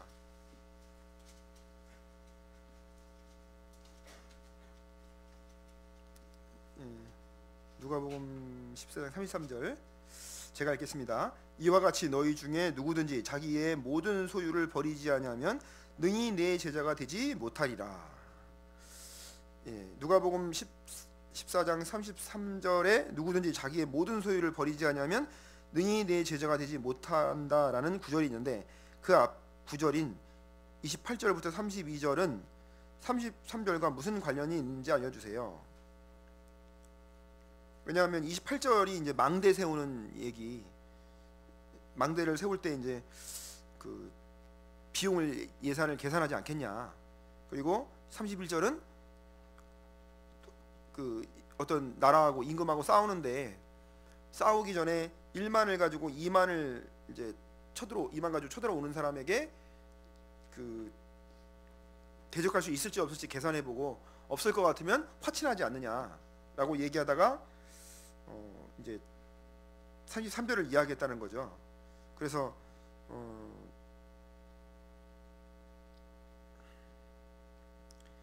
그 연관성이 있죠. 망대를 세우고자 할진대 하고 이제 임금과 싸우러 갈 때는 이제 그 예수님을 따르는 제자가 그 어떻게 마음을 가져야 되는지를 그 이제 신중한 태도를 설명하는 겁니다. 어떻게 마음 먹어 이제 예수님을 따르려면 어떻게 따라야 되냐? 먼저 예산을 잘 세워야 된다. 예산을 그러니까 제가 자주 말씀드리지만 목표가 분명치 않으면 안 되는 거예요. 우리의 목표는 예수님까지죠. 그래서 망대를 세우는데 예산을 이제 망대는 이제 성을 쌓거나 이제 높은 어떤 탑을 쌓는 거잖아요. 쌓으려고 하는데 아니 뭐 얼마 되지도 않은 돈 가지고 이걸 쌓으려고 해. 그러면 조금 하다가 중공하다 말잖아요. 그러면 그걸 지켜보는 사람들이 뭐라고 하겠어요? 놀림거리가 되겠죠. 야, 저건 쌓다 말았네. 우리도 보면 어떤 거 쌓다 말면 흉물스럽잖아요. 그러면 그거 가지고 계속 이야기거리가 되는 것처럼 구원받은 그리스도인이 조금 신앙생활하다가 뭐 어려운 게 있다고 탁 넘어지거나 문제를 자꾸 삼는다면 그거는 예산을 잘못 세운 거라는 거예요. 아까도 말씀드렸지만 처음 말씀 때 말씀드렸지만 새 계명을 너에게 주노니 서로 사랑하라. 내가 너희를 사랑한 것이 서로 사랑하라. 그러니까 예수님이 그러니까 그게 이제 예산이잖아요. 내가 얼마큼 사랑해야 됩니까? 라고 묻는다면 예수님은 내가 너희를 사랑한 만큼이다 라고 말씀하시는 거예요. 그러면 내가 사랑이 좀 부족해도 내가 이 정도 하면 됐지라고 말하지 않고 아 내가 부족한 사람이구나 하지. 이걸 깨닫기잖아요. 더 겸손해지게 되겠죠. 근데 내가 이 정도면 됐지 얼마나 더 하란 말이야? 그 말은 아직 예수님이 나처럼 사랑하라는 그 말씀의 예산을 이해하지 못하는 거잖아요. 그러니까 예산 잘못 짠 거예요. 그 31절에 그 전쟁 치르는 것도 마찬가지죠. 전쟁을 치르려면 뭔가 작전을 잘 짜고 어떻게 하면 이길까를 고민해야 되는데 뭐 대충 싸우다 지면 말지 이러지 않잖아요. 전쟁할 때 우리의 구원 받은 이후에 우리는 이제 싸움이 시작된 거예요. 아까 말씀드린 것처럼. 그러니까 얼마큼 예수님을 의지하고 누가 공격해 올 때 올 것이 왔구나. 세상에서 일어나는 모든 일들이 우연히 일어나는 일이 아닌 거예요. 이제는 마귀가 어떻게 하면 우리를 넘어뜨릴 것인가, 우리 마음을 뒤흔들어 놓을 것인가, 예수님과 멀어지게 할 것인가. 이건 마귀가 이걸 연구하거든요. 마귀도. 그러니까 마귀도 예산을 잘 짜요 아주. 근데 우리가 예산을 안 짜면 어떻게 되겠어요? 지금 보세요. 과거에 믿음이 있는 사람들 또 믿음 없는 사람들, 지금의 믿음 있는 사람 믿음 없는 사람 보세요. 완전 다르거든요. 다시 말씀드리면 우리가 믿음이라는 것 자체를 오해할 수도 있다는 거예요. 많이 이 성경을 모르면 또 주님의 뜻을 잘 모르면 예산을 잘못 짜고 나가는 거예요. 과거의 그리스도인들은 죽는 데까지 나아가는 게 그들의 예산 짠 거였어요. 지금은 예수님 때문에 죽으라고 하면 누가 죽겠어요? 나 죽겠다라고는 하지. 과거에는 예수님을 위해서 목숨을 걸었거든요. 근데 지금은 누가 목숨 걸었다고 걸어요? 절대 그렇지 않아요. 요즘은요. 그러니까 나를 돌아봐야 된다는 거예요. 그건 제가 여러분을 뭐라고 하려고 하는 게 아니라 서로 나를 돌아. 저도 마찬가지죠. 뭐 거기에 들어가면. 그러니까 남한테 뭐라고 할 게 하나도 없는 거예요. 사실은요. 그럼 당신은 뭐 누가 신앙생활 뭐 잘못하는 거예요? 그럼 당신은 어떻게 신앙생활 합니까? 선진들 한 명이 와서 얘기해도 우리는 할 말이 없어요. 사실. 그러니까 정말 예산을 잘 짠다는 건 나에 대해서 또 주님에 대해서 예산을 잘 짜는 거예요.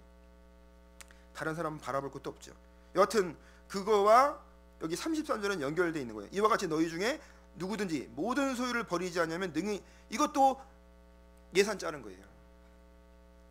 자기 소유를 버리지 않으면, 그러니까 뭐 돈 안 받은 분들은 당연하지만 구원 받은 분들이라고 해도 돈 얘기하면 막 치를 떨잖아요. 어떤 분들은 뭐 헌금 얘기하면 여기 헌금 뭐 진짜 구원 받았는지 안 받았는지 모르겠는데요.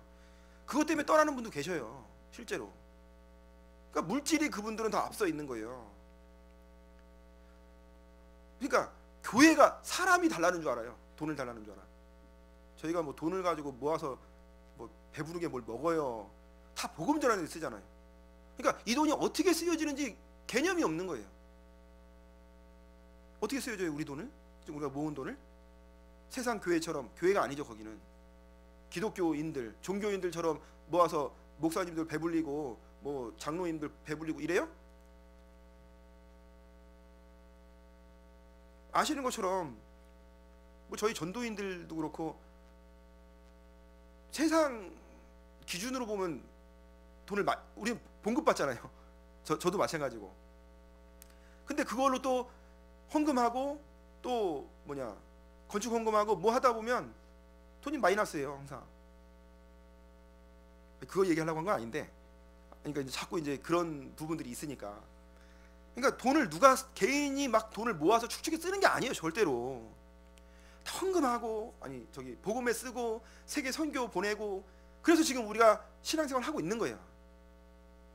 세계 선교 안 했으면요, 우리 언제 무너졌을지 몰라요. 그래도 이완 목사님께서 좀 이렇게 좀 위태로운 상황에서 선교를 외쳤을 때 선교가 활발히 됐잖아요. 세계 선교의 날 막 그래가지고 아시죠? 동계수련회 때 막 좀 오래 신앙생활 하신 분들은 아시죠? 그때 선교가 활발히 됐어요. 막 그래가지고 우리가 전도가 잘 안 될 때 위태로웠거든요, 사실은. 근데 세계 선교가 되면서 뭔가 다시 불이 붙은 거예요. 우리가 사는 방법은요, 모든 걸 내려놓는 방법이거든요. 근데 내 거 붙잡으려고 하면 신앙은 무너지게 돼 있어요. 성경에서 이야기하는 거죠. 이와 같이 너희 중에 누구든지 자기의 모든 소유를 버리지 아니하면, 버린다는 건 쓰지 말라는 얘기가 아니에요. 다 바치라는 얘기가 아니잖아요. 그게 어떻게 쓰여질 건지를 고민하라는 거예요. 세상에 쓰이면 버리는 거예요. 나를 위해서만 쓰면 그건 버려지는 거예요. 기억하셔야 돼요. 그게 무슨 의미가 있겠어요? 쓰면 내 돈, 안 쓰면 남의 돈이라며요. 그렇죠? 내가 쓴 건 사라져버린 거예요. 없어졌어요. 안 쓴 건 어디로 살아갈지 몰라, 어디로 사질지 몰라요. 그거를 주님을 위해 쓰자는데, 진짜로 구원을 받고, 물론 아까운 마음이 안 들 수도 있겠죠, 누군가는. 근데 잘 생각해 보라는 거예요. 그럴 때 내가 받은 구원이 얼마나 귀한 것이고. 그러니까 구원받고 헌금이란다. 11조를 안 하는 분 있다면 하셔야 되는 거예요. 신앙을 몰라요. 그러니까 절대로 신앙을 못 배워요. 옹졸해져요, 사람이. 그러니까 맨날 내 생각에 빠져 있는 거예요. 항상 죄는 거예요. 신앙생활 못 합니다.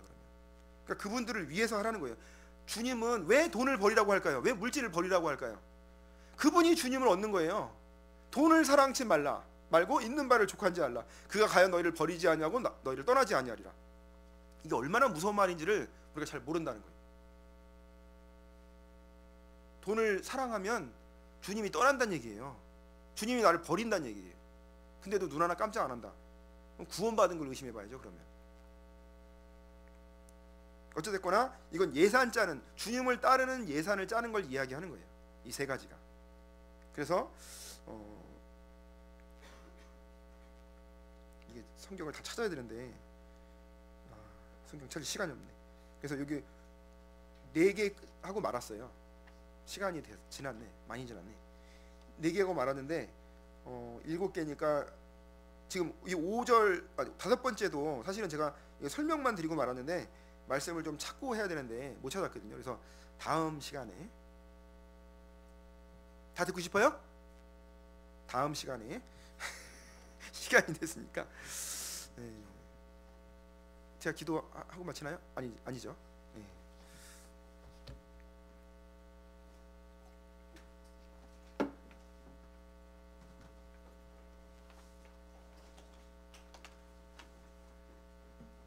네, 목사님 귀한 말씀 감사합니다. 그러면 이어서 또 삼겹줄 간증을 듣도록 하겠습니다. 저희 정인욱 총무님부터 모시도록 하겠습니다. 박수 부탁드립니다.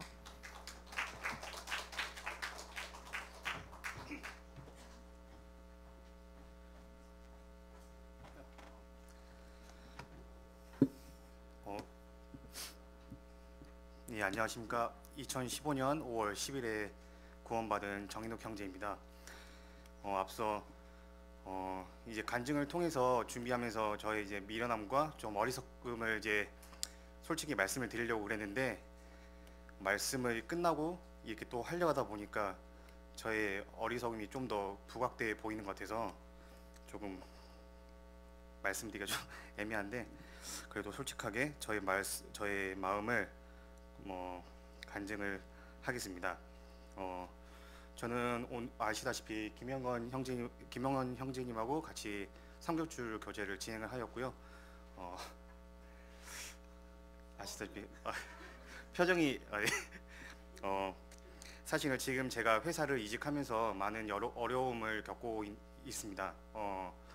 시간적인 부분과, 그리고 아시다시피 회사를 다니다 보면은 술자리 같은 이제 그런 유혹들, 그리고 기독교 이제 그리스도인이라고 해서 많은 놀림거리, 그리고 왜 너희 교회를 이제 좀 핍박하는 말들도 많이 하셨고요.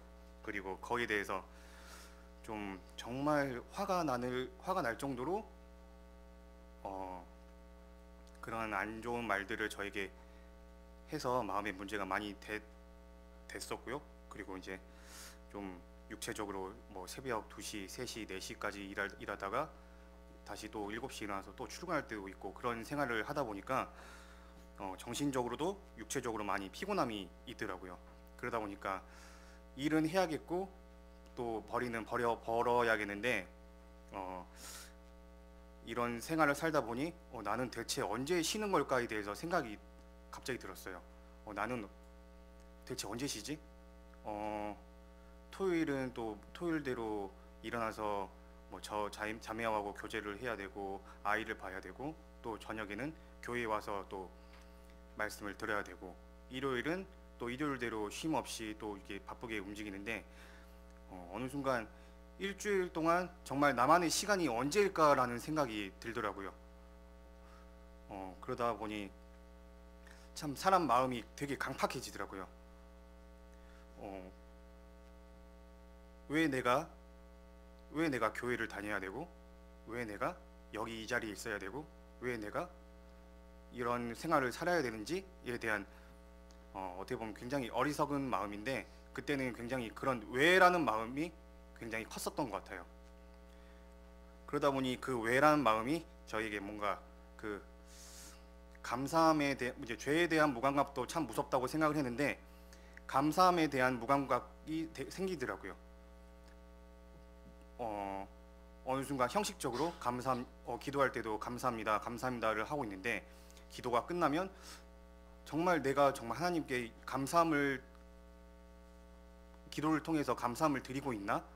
이런 생각이 들고, 내 자신이 굉장히 좀 감사함에 대한 뜻을 정말 제대로 이해를 하고 있나라는 이제 생각도 하게 되더라고요. 그런데 자매가 항상 저한테 무슨 일 있냐라고 물어볼 때도 자매한테는 이제 말하진 않았어요. 뭔가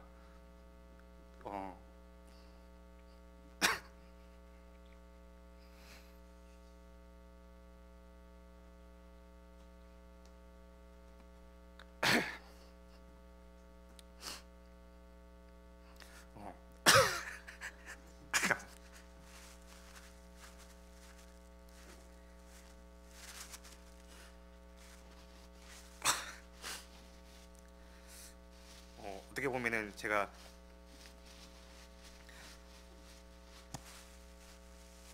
죄송합니다. 집안의 가장이다 보니까 이런 나약한 모습은 또 자매에게 좀 보이기가 좀 미안하기도 했고요. 그리고 예아에게 굉장히 좀 좋지 않을 그런 영향이 갈까봐 말은 하지 않았는데, 그런 모습들을 하다 보니까 자매하고 교제가 끊어지더라고요. 그래서 자매하고 교제가 끊어지게 되면서 누구하고 말할 수 있는 사람이 없었고, 누구에게 이런 마음을 전해야 할까, 전화하기보다는 고백을 해야 될까라는 것도 없었고, 근데 때마침 김영근 형제가 이제 전화가 와서 이제 상교주 교제를 진행을 해야 되는데 저희가 해야 할 것 같습니다. 이제 전화가 왔고요. 그때 사실은 마음이 반반이었거든요. 반감도 있었고, 하지만은 이제 조금 다음에 했으면 좋겠다라는 생각도 들게 됐고, 그러한 삶을 이제 그러한 이제 김명건 형제가 와서 이제 같이 이제 간증을 교제를 하려고 했는데, 그때 이제 저희 이제 김명건 부장님도 초대를 해서 이제 같이 세 명이서 이제 교제를 했습니다. 거의 이제 상교주 교제면은 서로 간에 힘듦과 뭐 간증이 왔다 갔다 해야 되는데, 그냥 오로지 제 마음 상태, 제 간증에서만 이제 집중이 돼서 그렇게 미안하게도 이제 김영원 형제님의 간증을 듣지 못했고, 이제 저만 이제 좀 일방적인 이기적인 간증만 이제 하게 되었습니다. 지금 그때에서는 참 뭐랄까 상교주 교제를 통해서라기 보다는 그때는 잘 몰랐어요. 근데 지금 좀 생각을 해보니까 계속 하나님께서 저에게 너는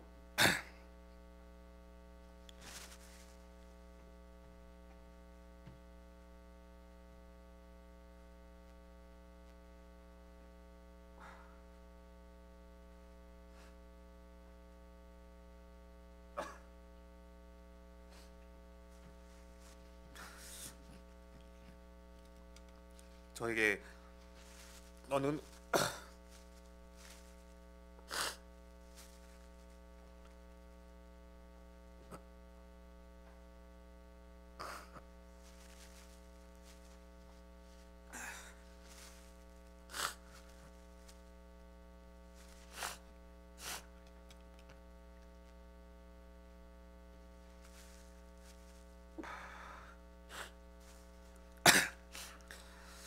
저에게 너는 혼자가 아니야라는 꼴을 자꾸 저에게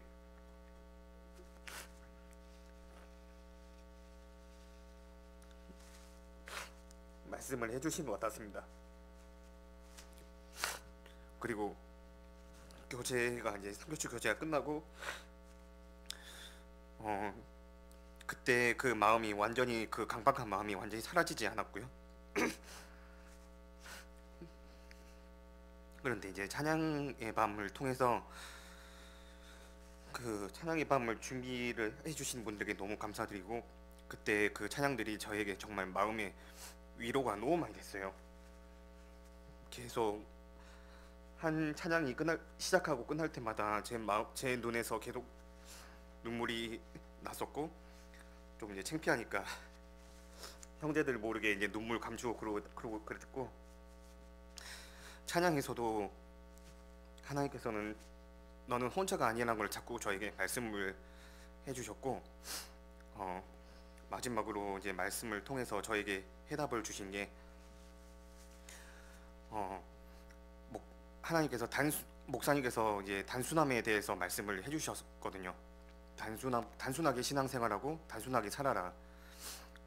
이런 말씀을 들었을 때 그래, 내가 너무 지금 세상적인 것 그리고 육신적인 것 그런 것에 대해서 생활의 염려, 고난, 핍박 때문에 너무 걱정과 그런 게 너무 많았구나. 생각이 많다 보니까 나 혼자 스스로 그 구렁텅이에서 나오려고 했더니 구렁텅이는 더 빠지게 되고 나올 수 없는 그곳에서 그랬었는데, 하나님께서 이제 그런 단순함에 대해서 말씀을 듣고 나서 정말 마음이 많이 편해졌던 것 같아요. 사실상 생활의 변화는 지금도 회사 생활은 좀 똑같은데, 그래도 지금은 단순하게 최대한 살려고 노력하고 말씀을 가까이 하려고 하다 보니 지금은 그 전보단 마음이 많이 풀어졌고, 아직까지도 뭐랄까 100% 그런 마음이 해결됐다고는 말씀을 못 드릴 것 같아요. 왜냐하면 지금도 계속 그 문제에 대해서 헤쳐나가고 있고, 계속 제가 해야 할 일들은 교회에 붙어서 계속 말씀을 듣고 하나님과의 교제를 통해서 온전히 제 마음을 굳건히 하는 게 제 지금 최우선의 일인 것 같습니다. 그래서 오늘 말씀에서도 내 은혜가 내게 족하도라는 그 말씀을 묵상을 하면서 다시 한번 무릎을 꿇었던 제 무릎을 일으켜 세워서 굳건히 하는 형제가 되도록 노력하겠습니다. 이상입니다.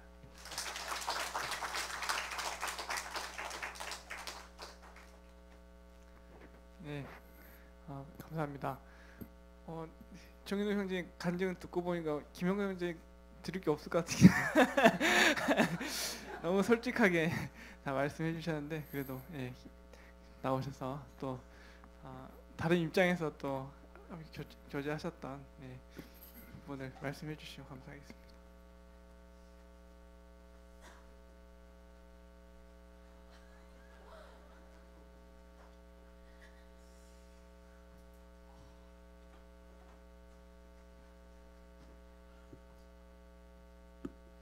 네, 안녕하세요. 김영환 형제입니다. 제가 무슨 얘기 해야 되죠? 네, 그때 같이 삼겹줄 교제 했었고요.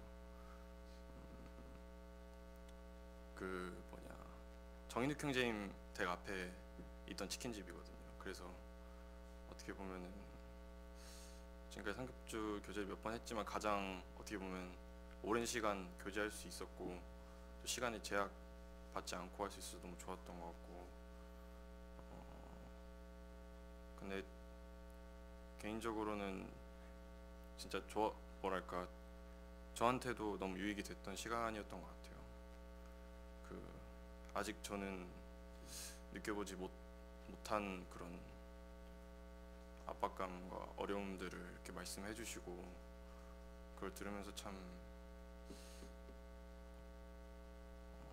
진짜 신앙이라는 게 체험에서 비롯되는 거잖아요. 결국 같은 말씀이어도 내가 어떤 일을 체험하냐에 따라서 이 말씀의 깊이가 저한테 오는 거고 그래서 정인욱 형제님한테는 같은 말씀이어도 저보다 훨씬 더 깊고 더 와닿는 이런 묵상들을 하고 계시지 않을까 하는 생각도 많이 들었고 진짜 사실 저도 뭐 비교는 할 수 없겠지만은 저도 그래도 어느 정도 비슷한 고민들을 많이 해왔었거든요. 그래서 참 그런 부분들 보면서 더 형제님 위해 기도해야 됐다는 생각도 많이 들었고요. 그래서 저는 뭐 지금 다들 알고 계시겠지만 지금 실습을 하고 있어서 조금 멀리 거주를 하고 있고요. 그래서 그런 부분들이 개인적으로 항상 좀 저한테는 항상 큰 과제인 것 같아요. 그런 서울을 대학교를 입학하게 되면서 서울로 옮긴 것부터 시작해서 이제 그런 가족이나 그런 교회나 이런 익숙한 그런 친밀함에서 나오는 그런 신앙 그건 솔직히 신앙이라기보다는 그런 것보다는 이제 스스로의 신앙을 이제 키워나가기 시작하게 됐는데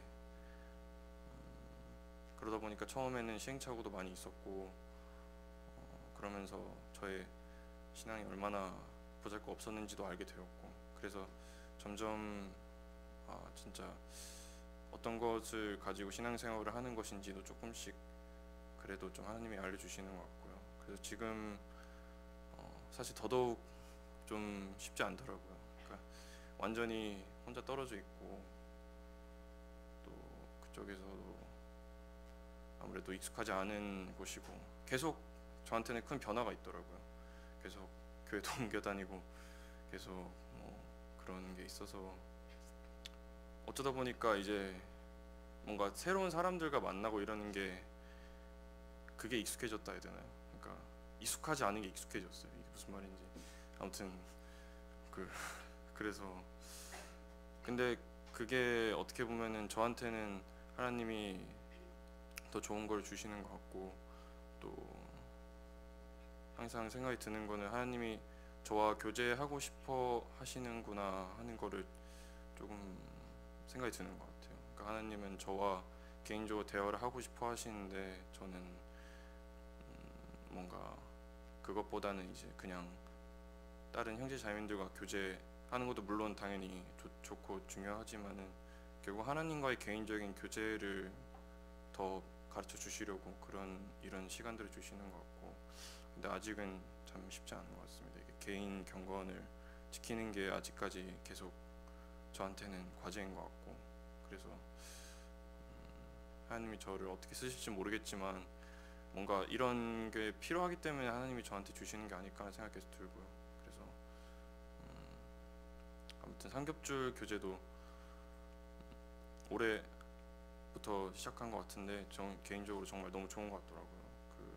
다른 사실 서로 형제 자매님들끼리 잘 모르잖아요. 서로의 사정을 각자 다 어려움이 있으실 테고, 그래서 이번에 정인욱 형제님과 교제를 하지 않았다면은 이렇게까지 정말 힘드신지 몰랐을 테고, 지금까지 삼겹줄 교제했던 다른 분들도 마찬가지고, 그래서 정말 서로 더 알아가는 게 정말 중요하겠구나 생각도 많이 들었습니다.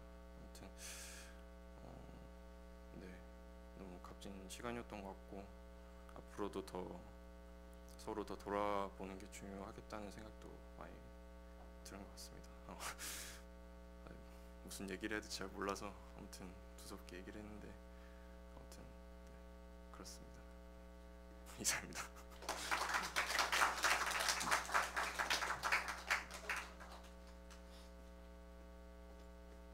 네, 감사합니다. 네, 다음은 누구부터 하시겠습니까? 우상희 자매님. 네, 우상희 자매님, 네, 박수로 모시겠습니다.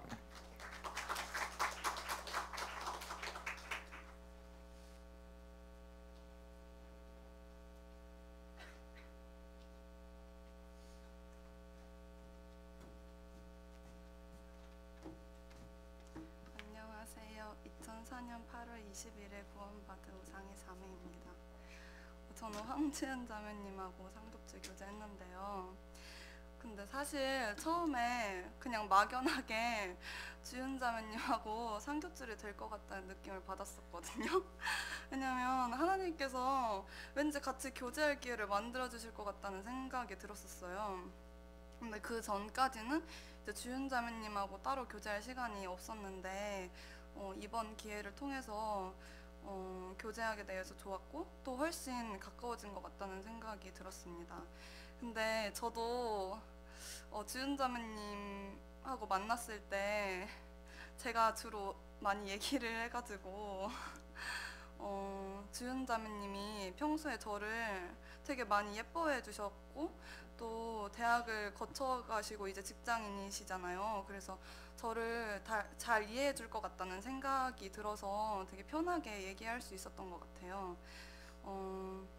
이제 저는 학교에 다니면서 신앙생활에 관한 고민들에 대해서 하고, 이제 생활 속에 신앙생활에 대한 교제를 했는데, 또 그리고 이제 중랑에서 적응하면서 느끼는 점들하고 하나님께서 그 과정에서 그 고민들을 왜 주셨는지, 또 어떤 것을 느끼게 해주시는지에 대한 생각을 한 번 더 정리할 수 있게 됐던 것 같아요.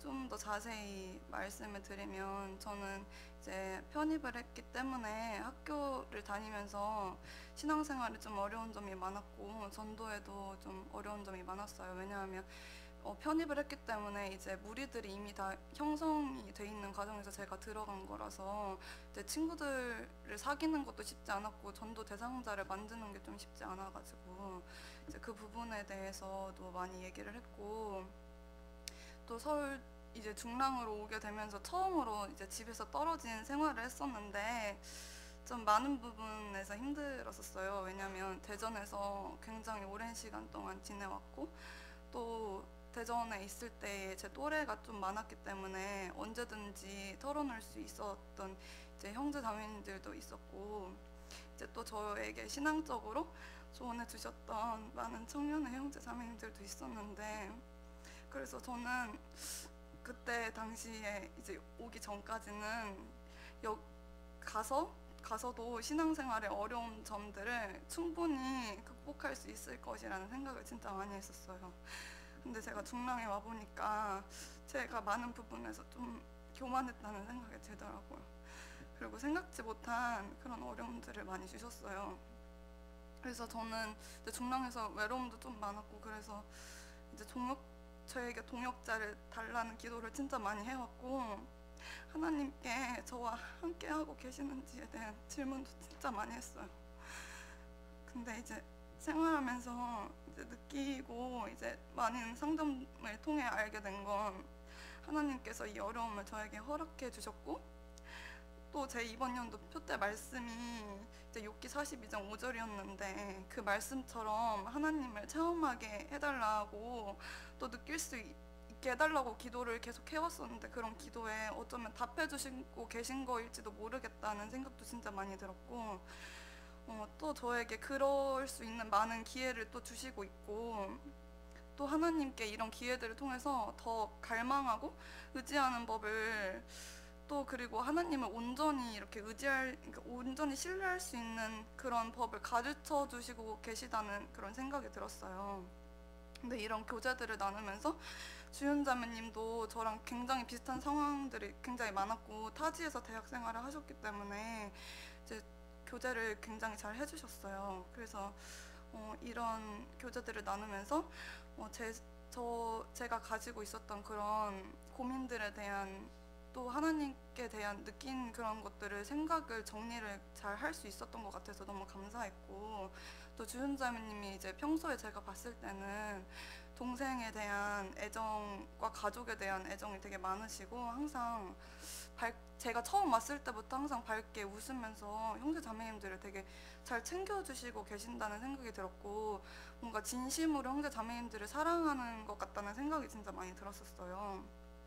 근데 나중에 생각해보니까 주윤 자매님하고 저랑 교제할 수 있게 해주신 거에 대한 이유 중에 하나가, 저에게 형제 자매님들을 따뜻하게 이렇게 그냥 진심으로 사랑해주는 거에 대한 것을 알려주시기 위해서, 깨닫게 해주시기 위해서 같이 교제할 수 있는 시간을 만들어 주셨다고 생각이 또 들었고, 또 주윤 자매님에게는 저는 솔직히 고민이 별로 없을 것 같다는 생각이 좀 많이 들었는데, 이제 주윤 자매님도 나름의 고민이 있으셨고, 그런 교제들을 하면서 이제 서로 알아가면서 뭔가 동역에 대한 생각도 많이 들었고, 뭔가 하나님께서 나에게 한 명의 동역자를 만들어주신 것 같았고, 왠지 제가 그동안 기도했던 거에 대한 응답을 차근차근히 해주시고 계시다는 생각이 또 들었어요. 그래서 그랬고, 이제 사실은 저는 중랑에 와서 깊은 교제를 할 수 있는 분이 많지 않다고 생각이 들었었어요. 그리고 제가 먼저 교제를 하자고 얘기를 하는 것도 좀 쉽지가 않았거든요. 근데 이제 삼겹줄이라는 그 명분이 있으니까 아무래도 서로 깊이 교제하면서 서로를 더 알아가는 시간이 됐던 것 같아요. 그래서 제가 혼자가 아니라 많은 형제 자매님들께서 함께 하고 있다, 나와 함께 동역하고 있구나, 이런 거를 많이 느끼게 해줬던 것 같습니다. 네, 이상입니다.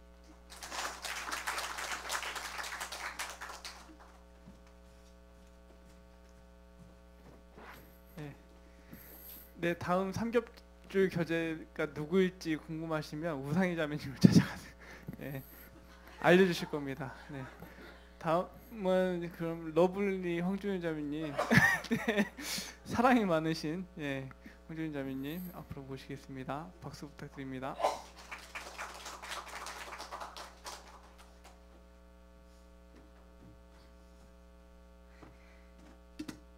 안녕하세요. 어릴 때 구원받고 2011년에 구원 확증한 황주윤 자매입니다. 저도 삼겹줄 교제가 작년까지 이제 없다가 목사님이 추천을 해주셔서 삼겹줄 교제가 만들어졌는데, 저도 삼겹줄 교제가 생겨서 사실 올해 들어서 이제 직장 때문에 교제도 되게 많이 참석을 못했고, 그래서 부서 형제자매님들이랑도 제 개인적으로는 교제도 많이 못했던 것 같고 참여도 못했고, 또 서로 돌아보기에는 같이 또래 자매님들이 아니거나 같은 부서가 아니면 서로 돌아보기가 참 어려운데 이렇게 삼겹줄 교재가 생겨서 서로 돌아볼 수 있고 그래서 그 힘든 걸 같이 알고 기도해 줄 수 있어서 너무너무 좋은 것 같고 상희자매님을 만나서 교제를 하면서 느낀 거는 저도 이제 하나님이 하나님 보시기에 이제 합당한 사람으로 계속 이제 깎아 가시는 부분이 있고 저에게도 그 힘든 시간이 있는데 자매님에게도 그 힘든 시간들이 있었고 그걸 이제 들었고 그렇게 하나님 보시기에 합당한 사람으로 자매님도 깎아가시고 있구나. 같은 저랑 똑같은 고난이 아니어도 그래도 자매님도 하나님 보시기에 합당한 사람이 되고 싶은 똑같은 이유로 그 힘든 시간을 보내고 있구나라는 걸 많이 느꼈는데 저는 저한테 이제 그런 시간이 허락될 때는 제가 당사자라서 하나님이 인도하시고 계시다는 게 잘 안 느껴지기도 하고 내가 주님 뜻대로 가고 있는지 잘 모르겠고 그래서 어떤 한 선택 하나하나를 할 때도 너무 결정을 못 하겠고 어렵고 주님이 인도하시고 계시다는 그런 생각이 잘 안 들어서 힘들었었는데 자매님이랑 교제를 하면서 자매님한테는 그 모습이 이제 너무 보이는 거예요. 하나님이 자매님을 더 귀하게 쓰시려고 이렇게 그 시간들을 허락하시고 자매님이 더 하나님을 생각하고 고민하고 그래서 자매님이 더 하나님 보시기에 성숙한 모습으로 또 합당한 모습으로 깎아 가시고 있구나. 자매님을 귀하게 쓰시려고 인도하시고 계신 것이 너무 느껴졌어요. 그래서 자매님을 통해서 또 자매님을 인도하시는 하나님이 저를 인도하시는 하나님인데 나도 똑같이 저렇게 인도하시고 계시구나 라는 생각도 많이 느꼈고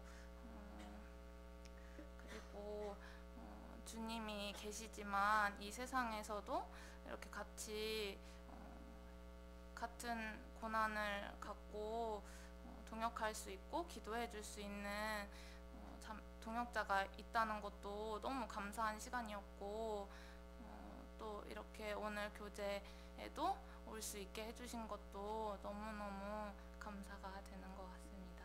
이상입니다.